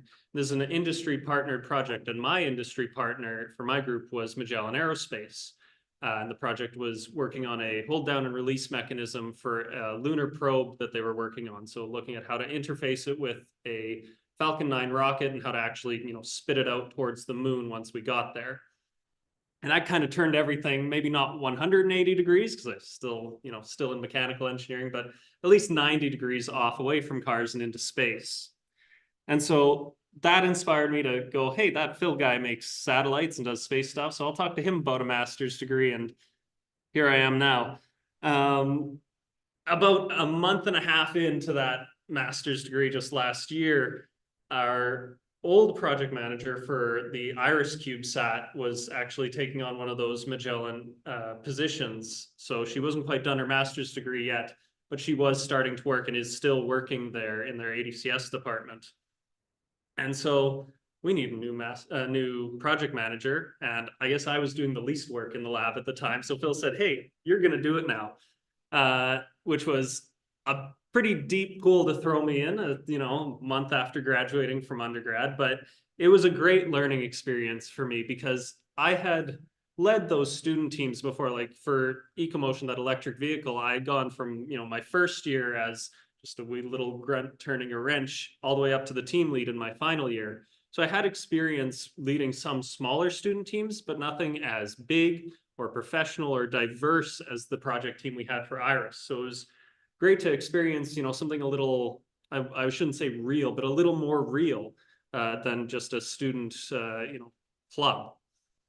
And of course, through Iris, I got to have lots of cool activities. So it was running these, weekly meetings with this extended team, having weekly meetings with the Canadian Space Agency, making sure we were on track and they were up to date with what we were doing and vice versa.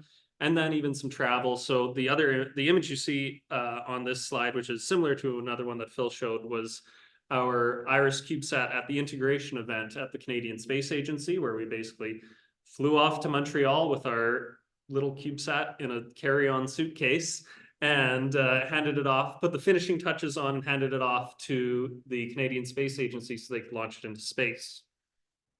But with IRIS launched into space and then operating and everything, I was basically done my job as project manager. I moved into my new position, which is the structure and thermal lead of both ArcticSat and LISA, or LIBUS, as I have in here.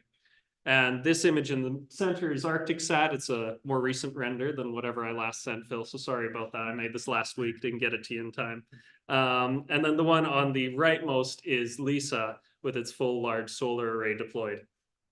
And these satellites are giving me, a very different experience to satellite engineering than I got with IRIS, with the project management. There's a lot less spreadsheets that I'm working with and timelines and meeting minutes and everything that I'm working with now. Now it's doing what I really, really kind of dream of doing these days, which is getting into structural design on a satellite and saying, okay, I can put this piece here and I can put this piece here. And then, this antenna can fit over here. And then, oh, and it also won't shake itself apart when we put it on a rocket and launch it at like 10 Gs of force. And this is really exciting for me because when I go to events like that CubeSat integration I talked about, or the third image on here, which was our mission concept review with the Canadian Space Agency and some industry partners and stuff, and I talk to the satellite engineers there, I'm doing the same thing that they're doing, just, for a different organization, for a university instead of for Magellan Aerospace, for example. That's kind of thrilling to be able to say I can do that and I have the same experience that you want me to have while I'm still a student. And so on the topic of students, what most master's students can basically only talk about is their research. And I am still doing some of that, of course, because I got to get this degree while I'm here. And so the research that I'm doing is really based on that idea that Phil mentioned earlier of trying to make space more accessible and lower the barrier of entry to space from these, crazy multi-billion-dollar James Webb Space Telescopes. Well, they're great. University of Manitoba can't afford to build one of those. We don't have a few $billion in our back pockets. And so I'm looking at how we design, just including our CubeSats in the lab, but in general, how the industry designs satellites and how we can make them a little more efficient. So this modular shell, or this shell that you see on the left side, is our modular shell system. It's the same thing that the bulk of this structure is made of here. And those allow us to kind of take our satellite into subdivisions a lot easier and have more people working on it at once. Because if you think about it, we have a lot of stuff packed into a little satellite, and we can maybe fit 2 people next to this thing to comfortably work on it while it's all stacked up. You can split it apart into 3 or 4 pieces. You can fit a lot more people and get a lot more work done at once in a lot more efficient of a manner. And that's part of my research. The other part is looking at how we analyze satellites and how we actually design them, and maybe spending a little less time on making sure that every bolt is exactly perfect and every millimeter of aluminum is where it needs to be, because for some missions that doesn't quite matter.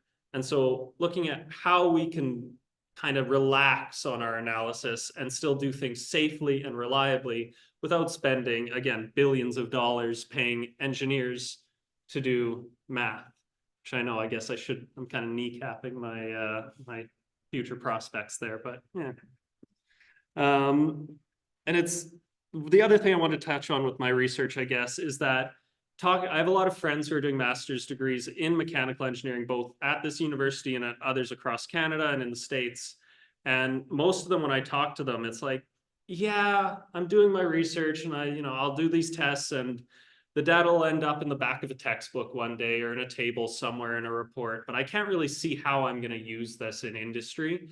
And I know I cannot say the same. Like, again, I'm already applying these shell concepts that I'm working on here, and I'm looking at all these different methods for analyzing a full satellite, that when I talk to people in industry about it, they can see how it'll be used, and I can see how it'll be used, and they can give me pointers about it and that sort of thing. And I can really see my research is paying off, and it's, you know, it means something, not just to me in getting my degree and in having personal pride, but in applications, which is really the key part of engineering research.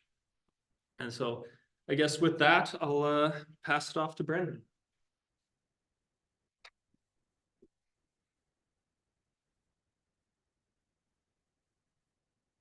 Thanks, Andrew. Good evening, everybody. My name is Brendan.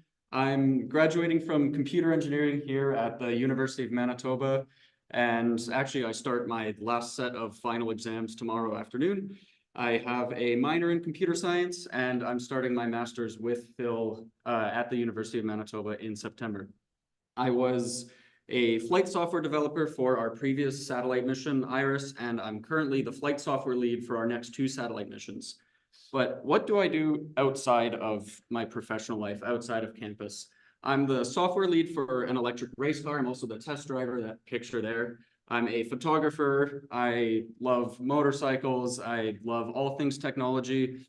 But the thing that I think defines me the most, and anybody who knows me defines me the most, is I'm a tinkerer.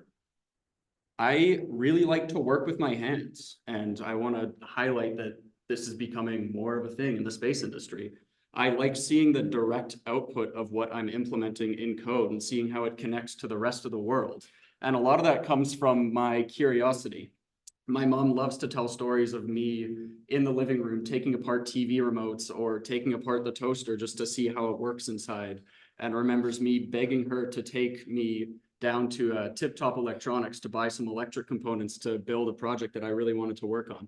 And through that, I've kind of picked up 2 quotes that I like to live by for most of my life. Go fast and break things. If you have an idea, just go for it. It doesn't matter if it's held together with duct tape and a dream and falls apart the first time you show it to somebody. Just go for it. And that methodology is often followed by try again. Don't be discouraged by failure. And I get a lot of this hope and this anticipation for the future from my dad. He was a employee at what was then known as Bristol Aerospace, now Magellan. He worked on projects like Holcomb X, and he has lots of memories with the T-38 trainers. But the thing that was kind of most influential growing up was the fact that he worked on SciSat. So these are some images of him in the clean room, him meeting astronauts and working through his career. Growing up, that Winnipeg built a very successful satellite that completely blew its operating goals out of the water, and that somebody like my dad directly worked on it, it made reaching for space just feel that little bit possible that motivated me to keep going. And that's really what's driven me to keep reaching towards the space industry. And through that reaching, I've been able to do some pretty incredible things. My most notable experience that I've had over the past 3 years working in Phil's lab was flying down to Kennedy Space Center and watching our satellite on top of a Falcon 9 launch. We got to climb the observation building, and we were with all of the other universities whose CubeSats were on top of that rocket, and we got to watch it launch.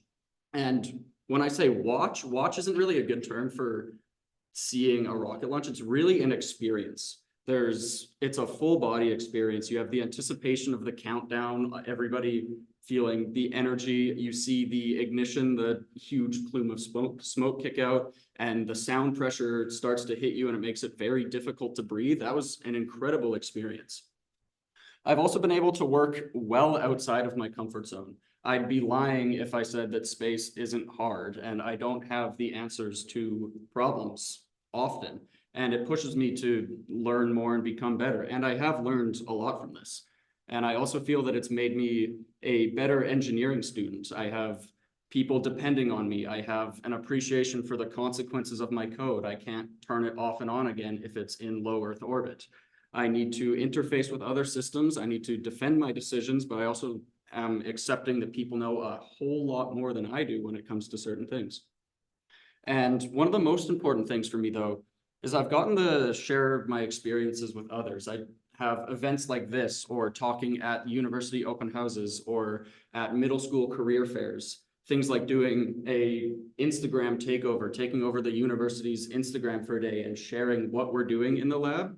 Hopefully there's a young kid out there who was like me that hears the story and realizes that just in Winnipeg, they can truly do amazing things. And that kind of leads me to what I've personally gotten out of my work. I have gotten some pretty dang impressive Christmas card photos that all of the in-laws feel very jealous about. But in actuality, I've gotten to tinker in an industry that I love. We're no longer in the era where running a test on satellite hardware needs 11 documents to be signed and you need to generate a week-long test plan and go through an approval process. I need my laptop in an afternoon. Space is really exciting right now because it's becoming more and more accessible to more and more people. 10 years ago, nobody would have anticipated universities regularly sending satellites into orbit, let alone having undergraduates work on those satellites, let alone having undergraduates like me leading development of systems. I can work hands-on with satellites and I can poke space. That's a really exciting possibility that environments like STARLab are making possible nowadays. It's not just for the 15-year-old postgraduate experience people. People like me can directly interface with space. I've also built up an incredible social network. The amount of times that I've been in so deep in the weeds on the most obscure problem and Phil overhears me and goes, oh yeah, my buddy did his PhD thesis on this. Here's their number. It is uncountable. And finally, I've developed a story that I can share. A story that everybody can kind of understand, that gets all groups of people excited. Kids love hearing about rockets in space, and adults are interested in hearing how the industry is changing and what a difference people are making nowadays. And hopefully the next generations are able to hear that and they start to realize that they're literally able to reach for the stars right now, and it's only getting more accessible as time goes on. I'm truly honored for the opportunity to work along these people. Thank you to Phil for the opportunity to work in his lab. I'm really excited to see what the future holds, not just for me, but for the entire space community. Thank you.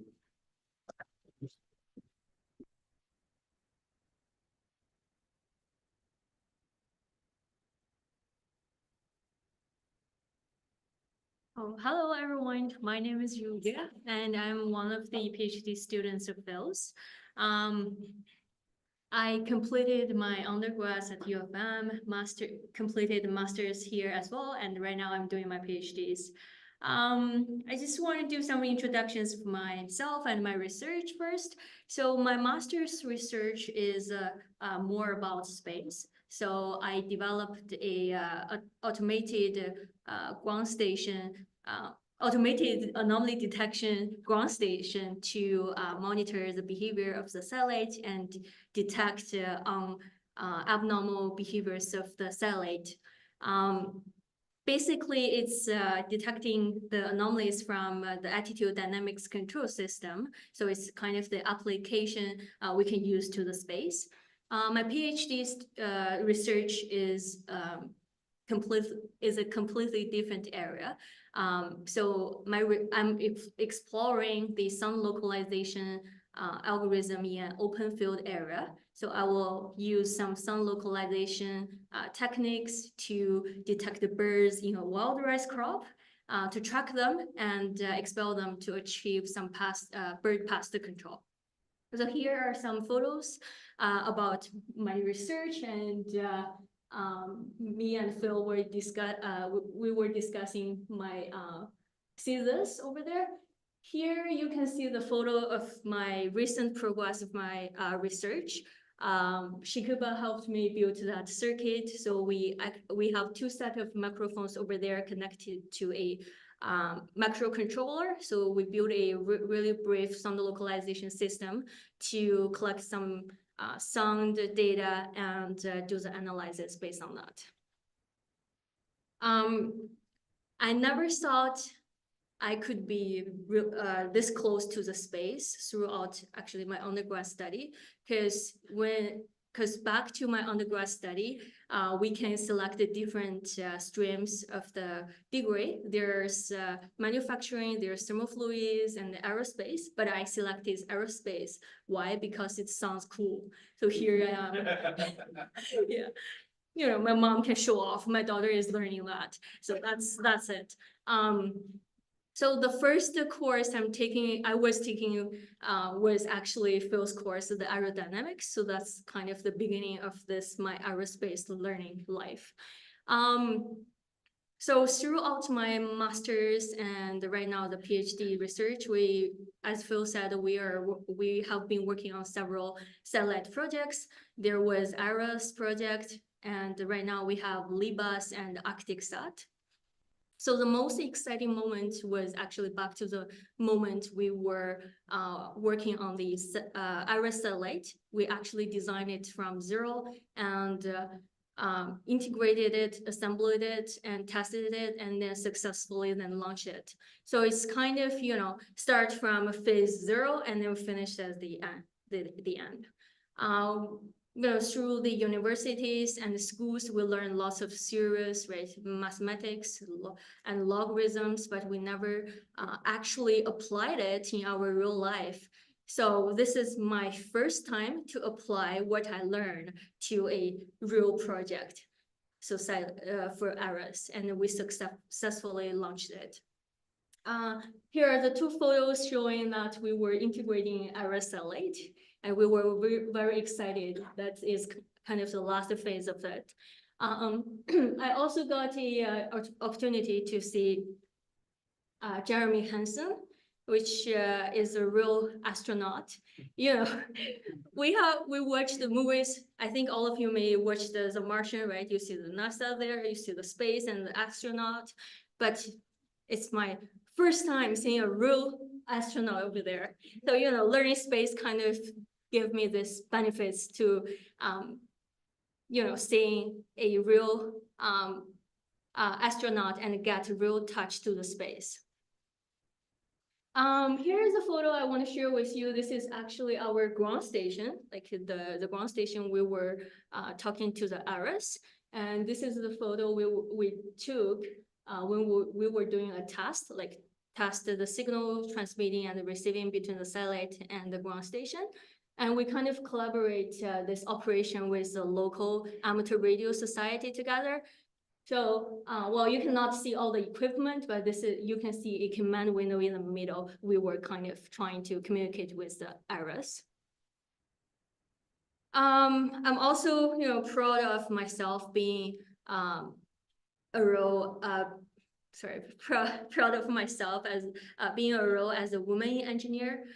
Because, you know, more and more women are studying engineering right now, and lots of them excel in this field, in the studies, in their work, kind of showing that we're getting more powerful in this field of engineering. I've been involved in IEEE as a woman engineer. I was giving a talk of technical writing strategies for English as a second language researchers, because I'm a woman in engineering and also an international student. So there are lots of struggling when, you know, doing the research, writing the thesis, writing the technical papers. So it's kind of a really good thing and experience for me to share my ideas, to share the strategies that I have gained. So, you know, learning space is not only to brighten our resume, brighten our career. It's, you know, also a very good thing for us to build fun things, to get more opportunities to get in touch with this space and also through this research we got presentations. We can build our confidence, so kind of brighten our personal life as well. So that's it. I'm going to pass it to Ethan.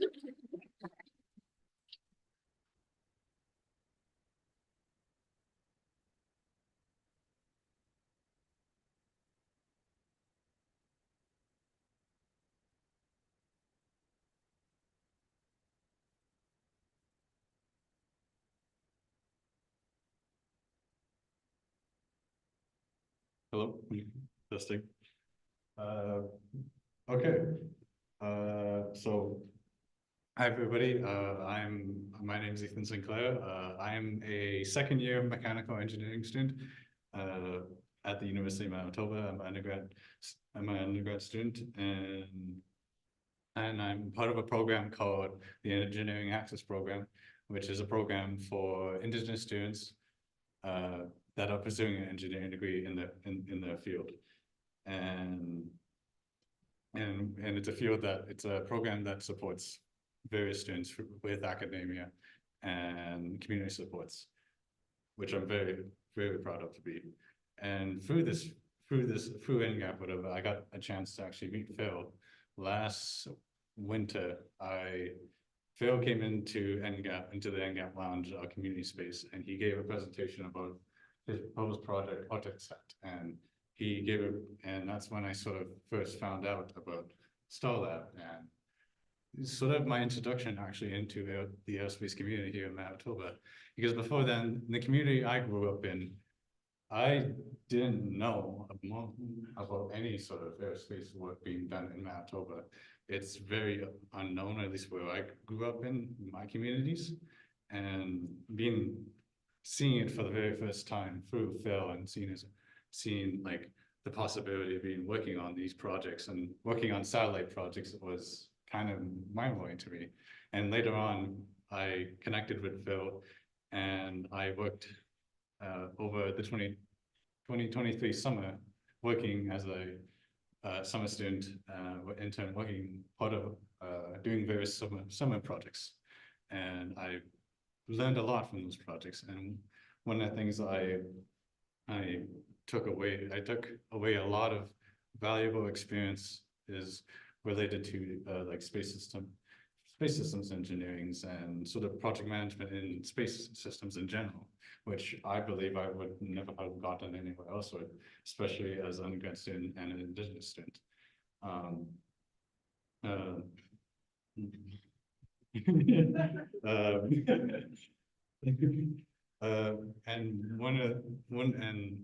Being that taught me many valuable experiences and lessons through that.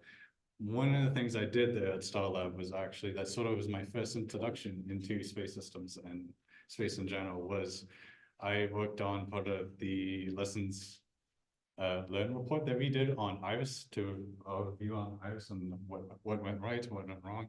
And I interviewed a couple of current and previous members of STARLab, as well as some collaborators that worked on IRIS. And through that, I learned a lot about just space systems and space systems in general, and basically opened my eyes towards like how spacecrafts are assembled, the processes that go behind them, systems engineering, the subsystems that we put into satellites. And it was such a new eye-opening experience for me as an Indigenous student, and it was a very valuable one at that. And it gave me sort of a roadmap forward to what the sort of I should shoot for in the future, because a year before I didn't see myself exactly, like during my first year, exactly doing much of this work, because I didn't hear about it. And it was something that back in my mind, I kind of knew I wanted to do, but I just didn't have the roadmap for it, and knew what it was. And STARLab gave me that opportunity. But that was one of the things I got from that experience.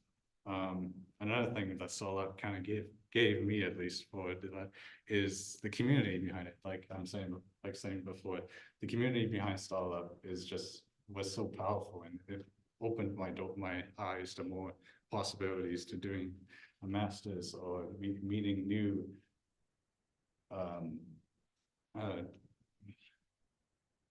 more people who are like have large inspirations in joining the space industry, and meeting those folks, like the folks you see here right now, that brought so much inspiration and power to me to realize that I can pursue this. I have people who rely on, people I can learn from. And that is such a, I think, an important aspect of this community and the space community in general is the power of the community, that a satellite is not built by one person, it's built by a team of people working together, communicating, trusting one another in these processes. And that's one of the things I like about that. So learning about the space industry program through STARLab is that process. It relates to me how I feel with my communities and whatnot. I feel like that's such an important aspect that we need to hold on to for space industry. And another thing that I got a lot of value of is sort of learning how valuable these experiences are to others in general. Like when I heard about AutoSat, it's not only an opportunity to learn more about space systems and how they work and whatnot, but also to help other people.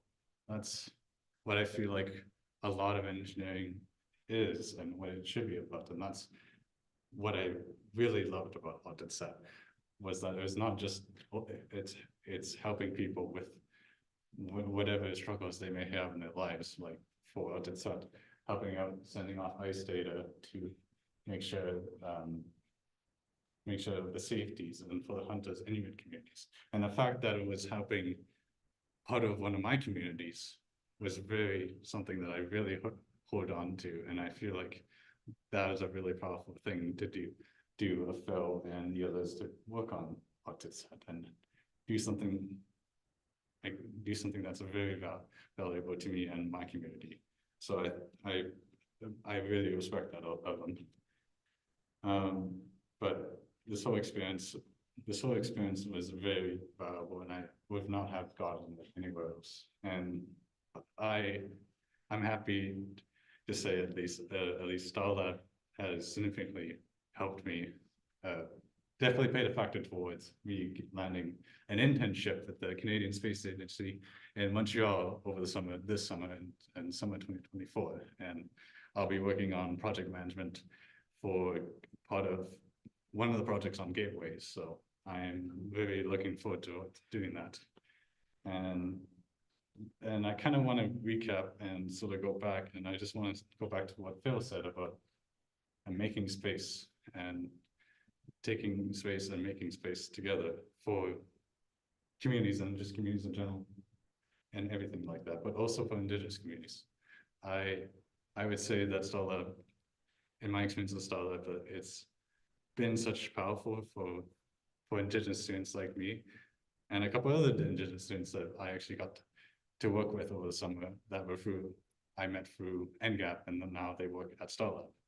And I felt like STARLab has helped me and my community sort of push forward towards that, because yeah, I just wanted to mention that, and I really appreciate what you've done for us. So thank you, Phil.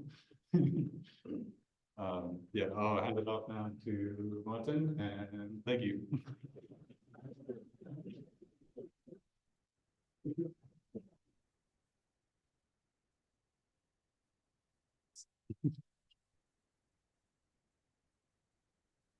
Hello, everyone. My name is Martin, and I'm a grad student at STARLab under Dr. Ferguson.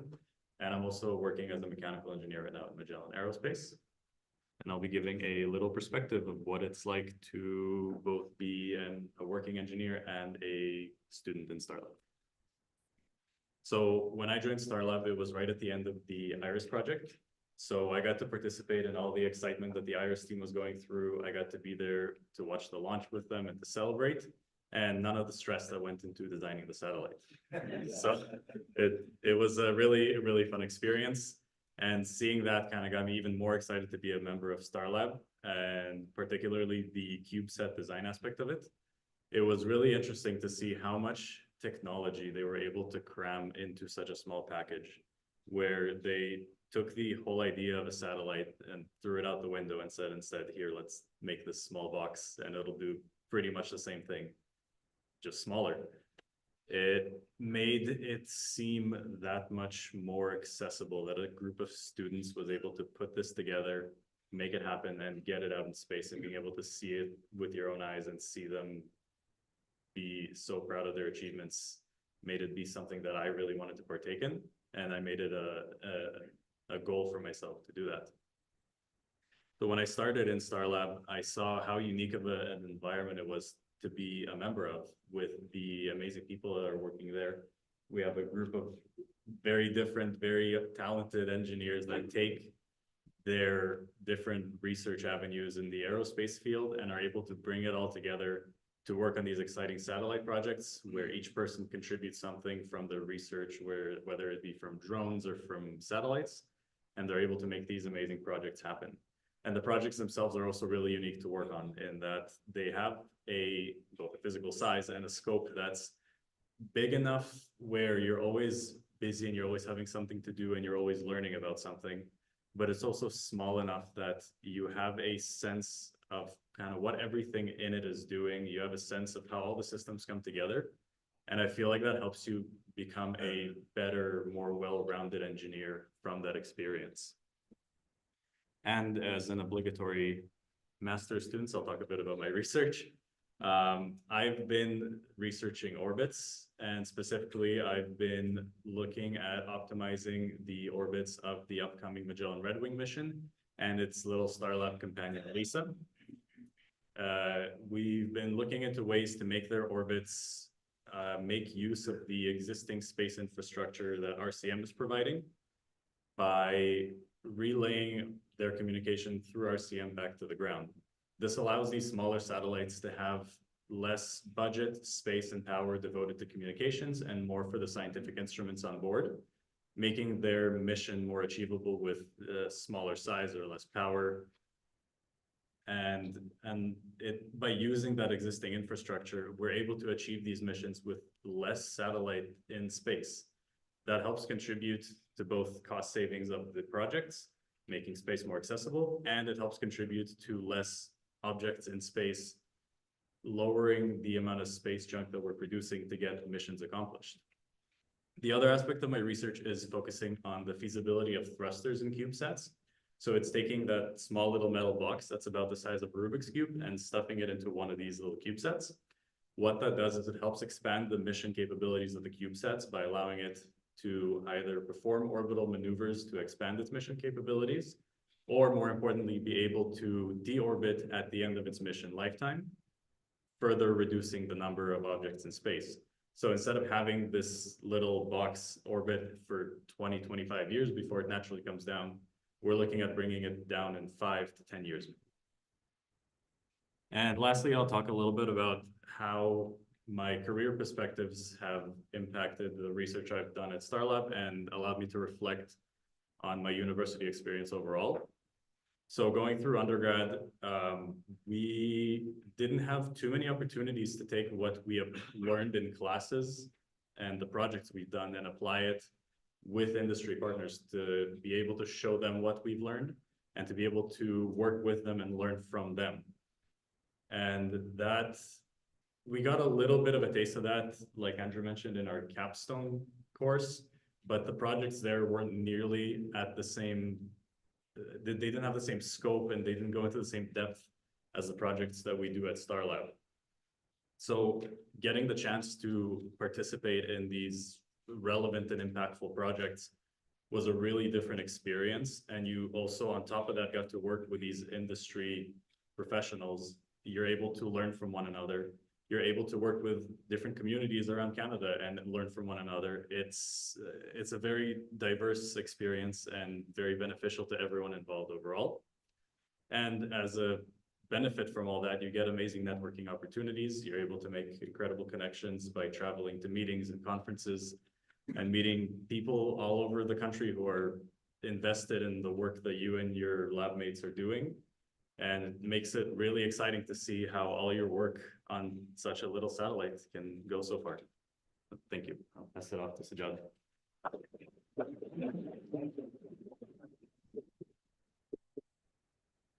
Thank you, Martin. Hello, my name is Sajjad. I've been studying and working in aerospace industry for like about 15 years. I came here being prepared to talk about my journey, my experience at STARLab, but after listening to my incredible colleagues here, I have nothing to say actually. I think it's really much has been told that how vibrant and excellent the environment is in our lab, and how important it is to me to learn from mentors like Phil, work alongside my colleagues at STARLab and mentor them. But I'll keep it short, and we'll just say some general things about what I'm learning here at STARLab and why it is different from my previous experiences. Here at the STARLab, I deeply felt potential of collaboration with industry, because when talking about aerospace, satellite, everybody say that it's rocket science, and it really is. But at STARLab, we are trying to somehow eliminate this, right? Maybe making it accessible as much as possible. So I call it unlocking new horizons by making space technology more accessible to our community. And also, students here, STARLab is one of the best places that I've ever seen in my life that helps students to translate theory to practice and accelerate new discovering new technologies, and also preparing next generation of engineers for industrial works. I remember first time I went to space industry, I suffered a lot from lack of industry-ready engineers who can contribute to different projects, and each new expert that we hired, we needed to train them for 1-2 years. But I'm sure students going out of STARLab are completely ready to be a part of space industry. And interdisciplinary research. STARLab is really the place that for those people who love to work at the intersection of mechanical engineering, computer science, computer engineering, electrical engineering, and all those stuff together to make a difference. So this is one of the most important things that I love from working at STARLab. And to be concise, I should say that all those come together with a philosophy that the theory that students learned during their undergrad or graduate research or courses are really being applied in our satellite projects, which helps them to experience an experiential learning and hands-on experience for their future careers. Also, I would say, if you look at, I think that top right picture is when our satellite went off to the space. Yeah, when it's launched. Yeah. -0. Yeah. Yeah. Yeah, looking at this picture tells so many things, because it's real. It's a real sense of accomplishment, and you can totally feel that how important it is to experience such thing in academia. So working with diverse team, students, faculty, diverse communities, indigenous people, and also being proactive to motivate other students, coordinate projects as like working with as project manager or team leads. These are all great. These are all great things that I love at STARLab. And for my professional growth, I do independent research. I do project management, and all of those things are in real projects that I really love to. And at the end, I don't want to go through all of these, so yeah. But I want to directly go to my research. That is calibration of sensors. That's a very important part of space industry. Just imagine yourself diving in deep water, but after that you have no idea that where is the water surface. So how can you survive yourself? This is what sensors in satellites do. So doing research on auto calibration of sensors when they are injected into orbit, and how we can trust those satellites, those sensors, how to increase their trustworthiness, their reliability, and how to make sure we can find our satellites after being injected into the orbit. So this curve is just one example of what I've done. So after collecting data from different sensors, from one sensor, I can estimate that red line is the bias of the sensor. So we can increase the reliability of reading the measurement. So that sensor data will be more reliable for next steps, that is orbit and attitude determination, and then control, and then finding our satellite. And what am I proud of? So working with on projects that serve the community. Indigenous people have shared their lands, have gave us indigenous knowledge, and it's time to give them back. And this is what I love from working at STARLab. And at the end, maybe this picture has been generated with AI. I told them about our projects, and the AI generated this. It's so cool, maybe a little bit too exaggerated. But yeah, that's not filmed. Thank you, everyone. Yeah.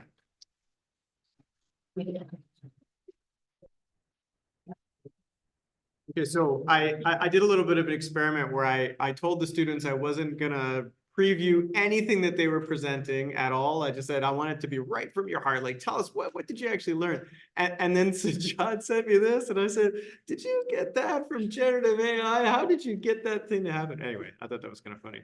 So I just want to leave you with this picture. This is where I'm going to be in 3 days. I will be in Chesterfield Inlet, standing on the shores of Hudson Bay. And I think what you just heard from the students is that this is for the community. I mean, at times, I'm not particularly popular with some of my professional and academic colleagues because I am not that interested in getting journal articles out that just kind of move the needle a little bit on some algorithm.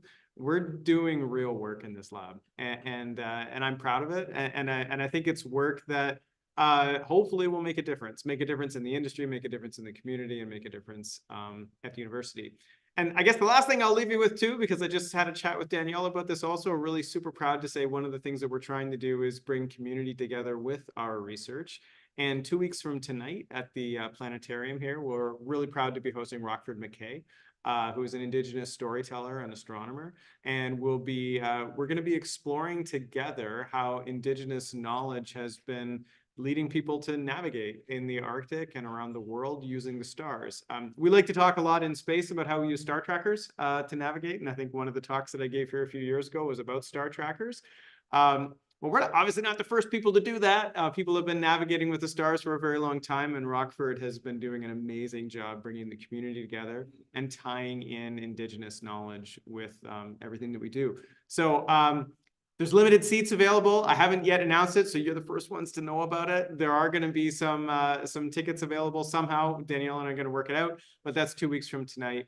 And so if you're available and want to come hang out at the planetarium, we'd be happy to have you there to come see Rockford McKay talk about stars and navigation. So that's what we got for you tonight. I really appreciate you coming and listening to our stories here. You'll probably, hopefully, hear more from us and more CubeSats. We're going to keep launching them, and we're going to keep bringing them back to Earth so that we don't pollute space and hopefully make a difference in our industry. So thanks very much for having us today.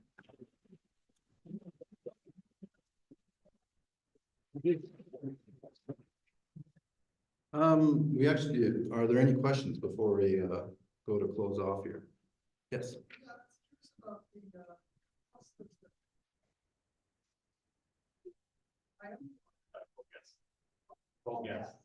Yeah, so we, yeah, so it's a great question. So we are looking at cold gas thrusters right now because they're kind of cheap and easy. There are people that are looking at electric thrusters for CubeSats. One of the challenges is power, and we don't have much of it on a CubeSat. We can only unfold so many solar cells here, but there are some green propellant thrusters that are available now and some electric propulsion. So stay tuned. We're starting with cold gas, and that's enough to get us out of orbit if we're low enough, and we will be. But yeah, hopefully we'll see more electric thrusters in the future. Any other questions? Okay. In your Arctic sat, there are a lot of observations of ice and ice thickness. What is Arctic sat bringing in the advances of this type of measurement? Yeah, that's a great question. So there are lots of satellites that are available right now, like RadarSat Constellation Mission, IceSat, AMSR-2. Many of them are taking ice measurements all the time. I think the difference that we're doing here, our satellite is not going to be the best at that. We won't have the highest resolution, but what we are going to have is temporal resolution. That's what we call it. So we are looking to launch ArcticSat at about a 10, what we call a 10 a.m. orbit, which is the time that it crosses the equator. RadarSat right now is at about 7 a.m. and 7 p.m. And we want to provide data that's about 3 hours later. Many of you may have heard of, or some of you may have even known the late David Barber, who was a researcher, an ice researcher here. He was a colleague of mine, and in fact, ArcticSat is in memory of David Barber. The Canadian Space Agency awarded it to us with that in mind. David and I always talked about the importance of being able to give information to Arctic communities in a very timely manner. And so there's two parts to that. Number one is making sure that we just get data all throughout the day. But number two is making sure that the data that we collect goes right to the people that need it. And while RadarSat has been a huge accomplishment for Canada and the world, unfortunately, that data does not get to where it needs to go. It's expensive data. It's difficult to get that data. And it's not owned by the Inuit people. So what's different about ArcticSat is that it is going to give them faster data. It will give them data directly to their community. And it's a precursor to say, look, if we can do this from a small satellite that only costs us $30,000 to build, compared to the $1 billion RCM. And I'm not knocking RCM. I did the power system for RCM. I worked at Magellan when we built it. So I was a part of that team, but I think the future is in these kinds of satellites. And if we can demonstrate that maybe 100 of these small satellites could do what 2 or 3 large satellites can do, that just means that we have more accessibility to space. And we're bringing that directly to the community. So it's a really important question. And I don't want people to think that we've never, ever done this before. We have done it before. It's just never in a small package like this, never for so little money, and certainly never directly to the communities that need it. Yeah. Simple question. When you build a CubeSat project, did you build 2 of everything? Yeah, that's a great question. Yeah, actually. So if you've been to the aviation museum near the airport, you will see our first version of Iris hanging from the ceiling right beside the Black Brant rocket. That was our engineering model. Andrew and I were just talking earlier this week about ordering the parts for our first engineering model of all of these satellites. Yeah, I mean, that's a great thing about CubeSats is that because they don't cost very much money, we can build several of them. And let's just say that sometimes when push comes to shove, we need to take parts out of the first one and put them into the second one because something goes wrong, and we have the ability to do that. I think Brendan said it really well. We like to fail fast. I mean, I think you said it. How did you say it? Fast. Go fast and break things. Yeah, I like to say sort of fail fast. If we're going to fail, let's fail right away. And then we learn from that mistake, and then we can build again. One thing I'll say, some of you might know of somebody named Rob Z. He was one of my colleagues at the University of Toronto, started the University of Toronto Space Flight Laboratory. He talks about the virtuous and vicious cycle. And just very quickly, what the vicious cycle is that when it costs you $100 million to make a satellite, you're really worried it's going to fail. And so you test and you test and you test, and you're afraid to put new technology in it because you can't have it fail. And because it takes you so much money and so much time to build that satellite, the government can only afford to do one every 10 or 15 or 20 years. And so the longer it takes, the more worried you are and the less likely you are to innovate in space. But if we then flip the tides and we say, let's start building satellites that cost us $10,000 or $20,000. Now we can afford to try new things. We can take risks. We can put these things in space. And you know what? If it doesn't work, we'll just build another one. And we're going to try hard, and we're going to learn more things, and we're not going to be afraid to innovate and put technology in the hands of people that can use it. And that we call the virtuous cycle instead of vicious. And we're trying to live that every day. That sounds a lot like the agile. Yeah, it's very similar to Agile. Yeah, and I'm so glad you said that, because I actually had, in a little bit of a departure from engineering, I recently graduated a master's student in engineering that studied, could we build satellites under the Agile philosophy? And the answer was, yeah, we could. And in fact, that student had the best demonstration of Agile project management, because right in the middle of his master's, COVID hit. And so he was able to demonstrate that we could manage and build IRIS spacecraft through COVID using Agile project management. So you're absolutely right. I'm so glad you brought that up. Yeah. Just a quick question. Obviously, it's, you know, the entrance into this is actually getting the vehicle into space, having a launch vehicle. So when I heard somebody mention Falcon 9, is it just SpaceX now? And if it is, any other types of launch vehicles or companies are going to be wanting? Yeah, so that's a great question. So my first satellite into space was MOST microsatellite, which launched on a decommissioned nuclear missile. The second satellite ever launched into space was on an Indian rocket from called PSLV. Everything since then that I put in space has been on a Falcon 9. There are others. Rocket Lab is now launching a lot out of New Zealand. And there has been rumors of some other smaller launch vehicles coming online. Some of them tend to be a little bit vaporware, but I think there's no question that the Falcon family of rockets has really taken over. I saw Elon Musk gave a presentation to his team out of Texas last week and said a ridiculous number, something like 93% of the mass that went into space last year was launched on a Falcon 9 rocket. Like it's insane how many times that they're launching. And now they've got the Falcon Heavy. And of course, we've all seen what's going on with Starship and the Falcon Super Heavy. It's a game changer, right? And you know, say what you want about Elon Musk and his political views and his shenanigans on Twitter. You can't deny what he's done to the space industry and opening up this access. But I do think that it can't stop at that. We need to follow that up with the community links. We need to follow that up with the technology that goes into space and make sure that it's done for responsible purposes. Yeah. Yeah. Sorry. Yeah, go ahead.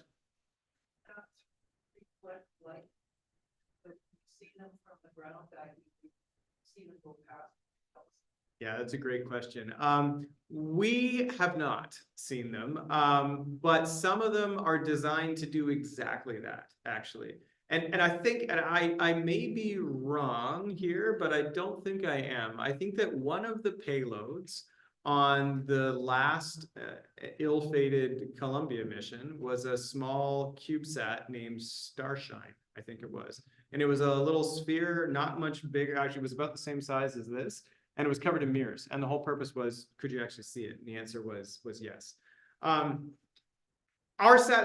last satellite that we launched was painted matte black for thermal reasons, so it was very unlikely that we would be able to see any reflections from it. But I will say kind of an interesting story, and there's a tie to Manitoba here. Some of you may have heard of the company Swarm. Swarm was started by an engineer from the University of Manitoba, Sarah Spangalo, and she was making these tiny little CubeSats that were a fraction of the size of one of these cubes, and she calls them grilled cheese sandwich sized satellites. And they were so small that the FCC and the organizations around the world that track satellites and space junk were not particularly happy with her, that she launched 100 of them on a rocket, kind of without permission. I think she got fined, but she was able to demonstrate that no, you can actually track them in space, that they have an optical signature and they have a radar signature, and that the concerns that people had were unfounded. And she then went on to have an incredibly successful company called Swarm that was one of only, I think, 2 companies to ever be acquired by SpaceX. And so now she is leading the team at SpaceX that is doing the direct to handset service that Starlink is offering. And so it's a fantastic success story for Sarah and a wonderful success story for Manitoba. And actually, I'm proud to say that she's one of our collaborators for some projects that we're doing in the Arctic right now too. So yes, you can track them, and that's been Canadian technology that demonstrated that.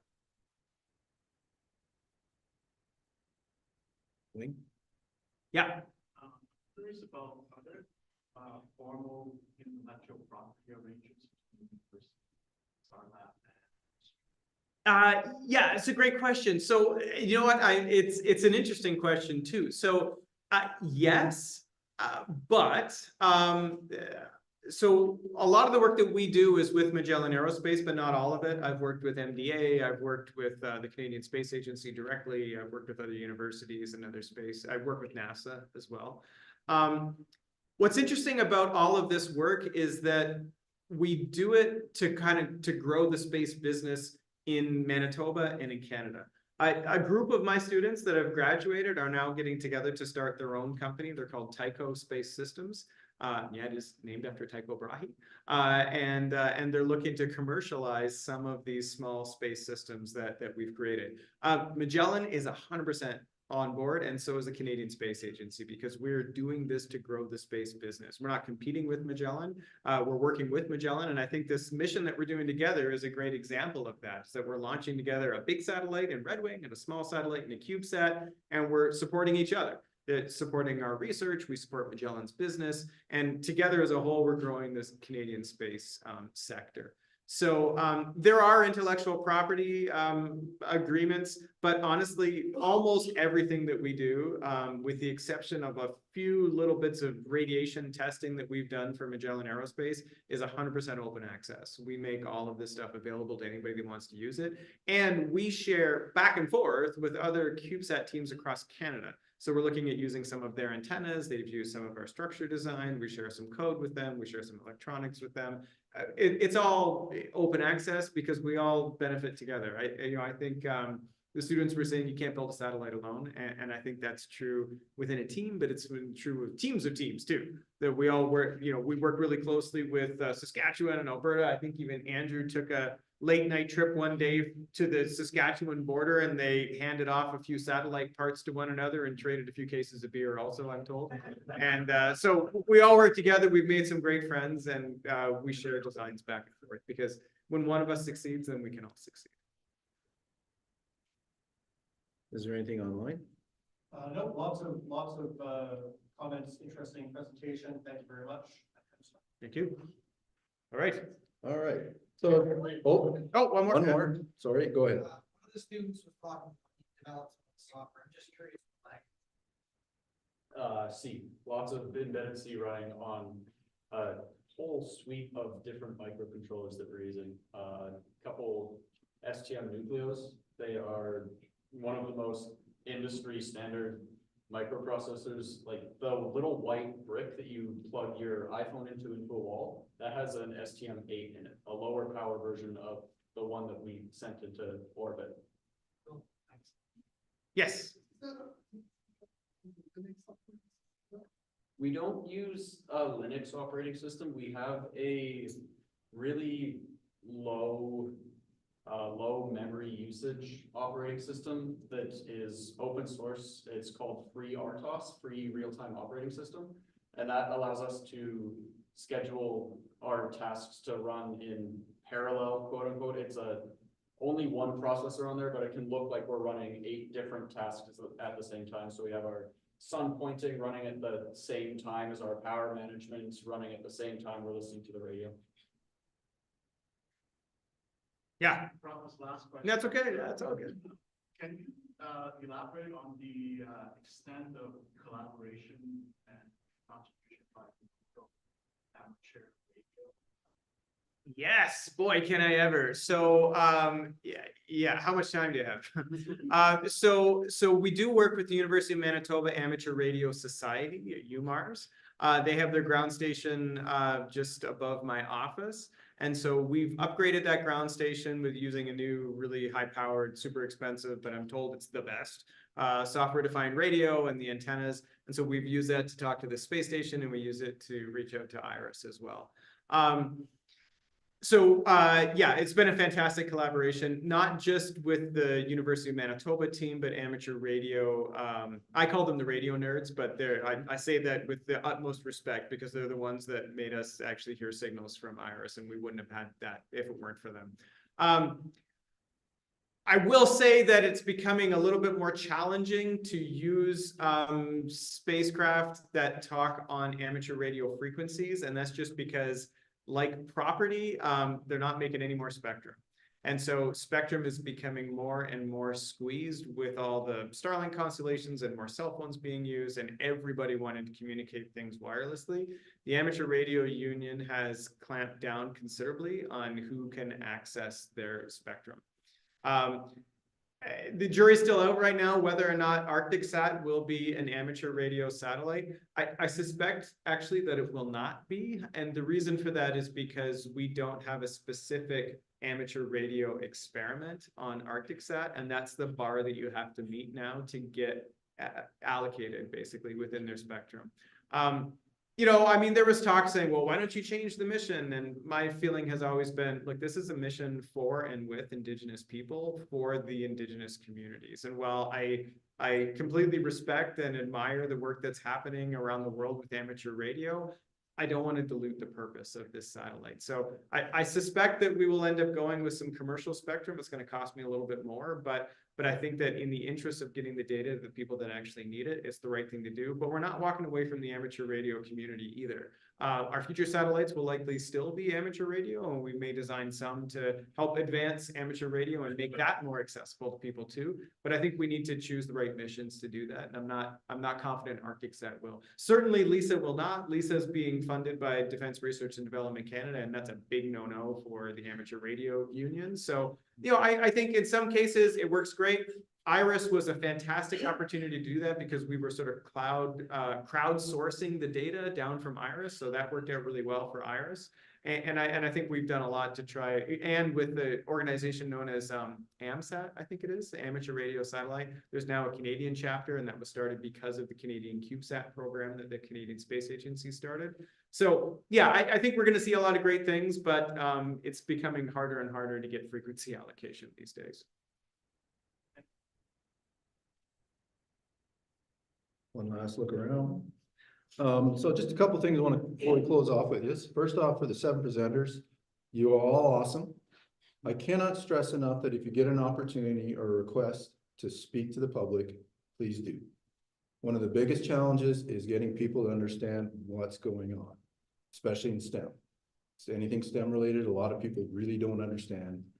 And if you talk the way you talk tonight, you're going to be awesome and people can understand you.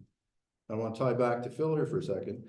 I've heard Phil speak a couple of times here, Royal Astronomical Society, Winnipeg Center, also though at Manitoba Aerospace Association and the Central Aircraft Maintenance Engineers Association.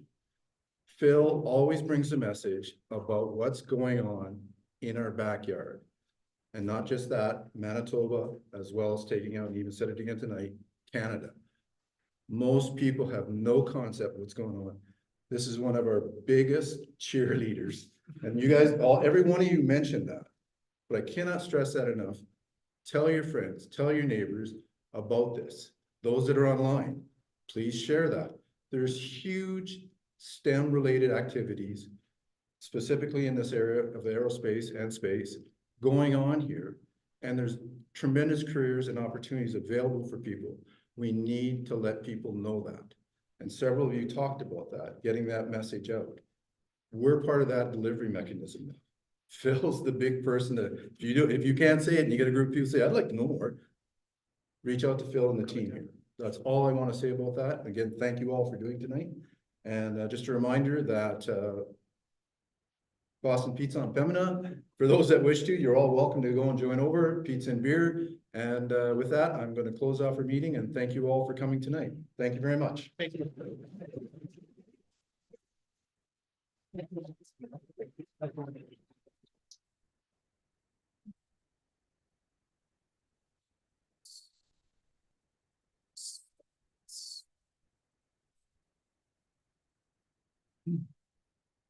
Okay. It's funny, I didn't know what this was when you guys came. Was in. it? Yeah. It's Like, what the heck it's is a that? cube satellite. Yeah. It's an ashtray. Thank you. Thanks so much. Good to see you again. Yeah, thank you so much for coming. Thank you. Great. Yeah. Really nice to meet you, Phil. Nice to meet you too.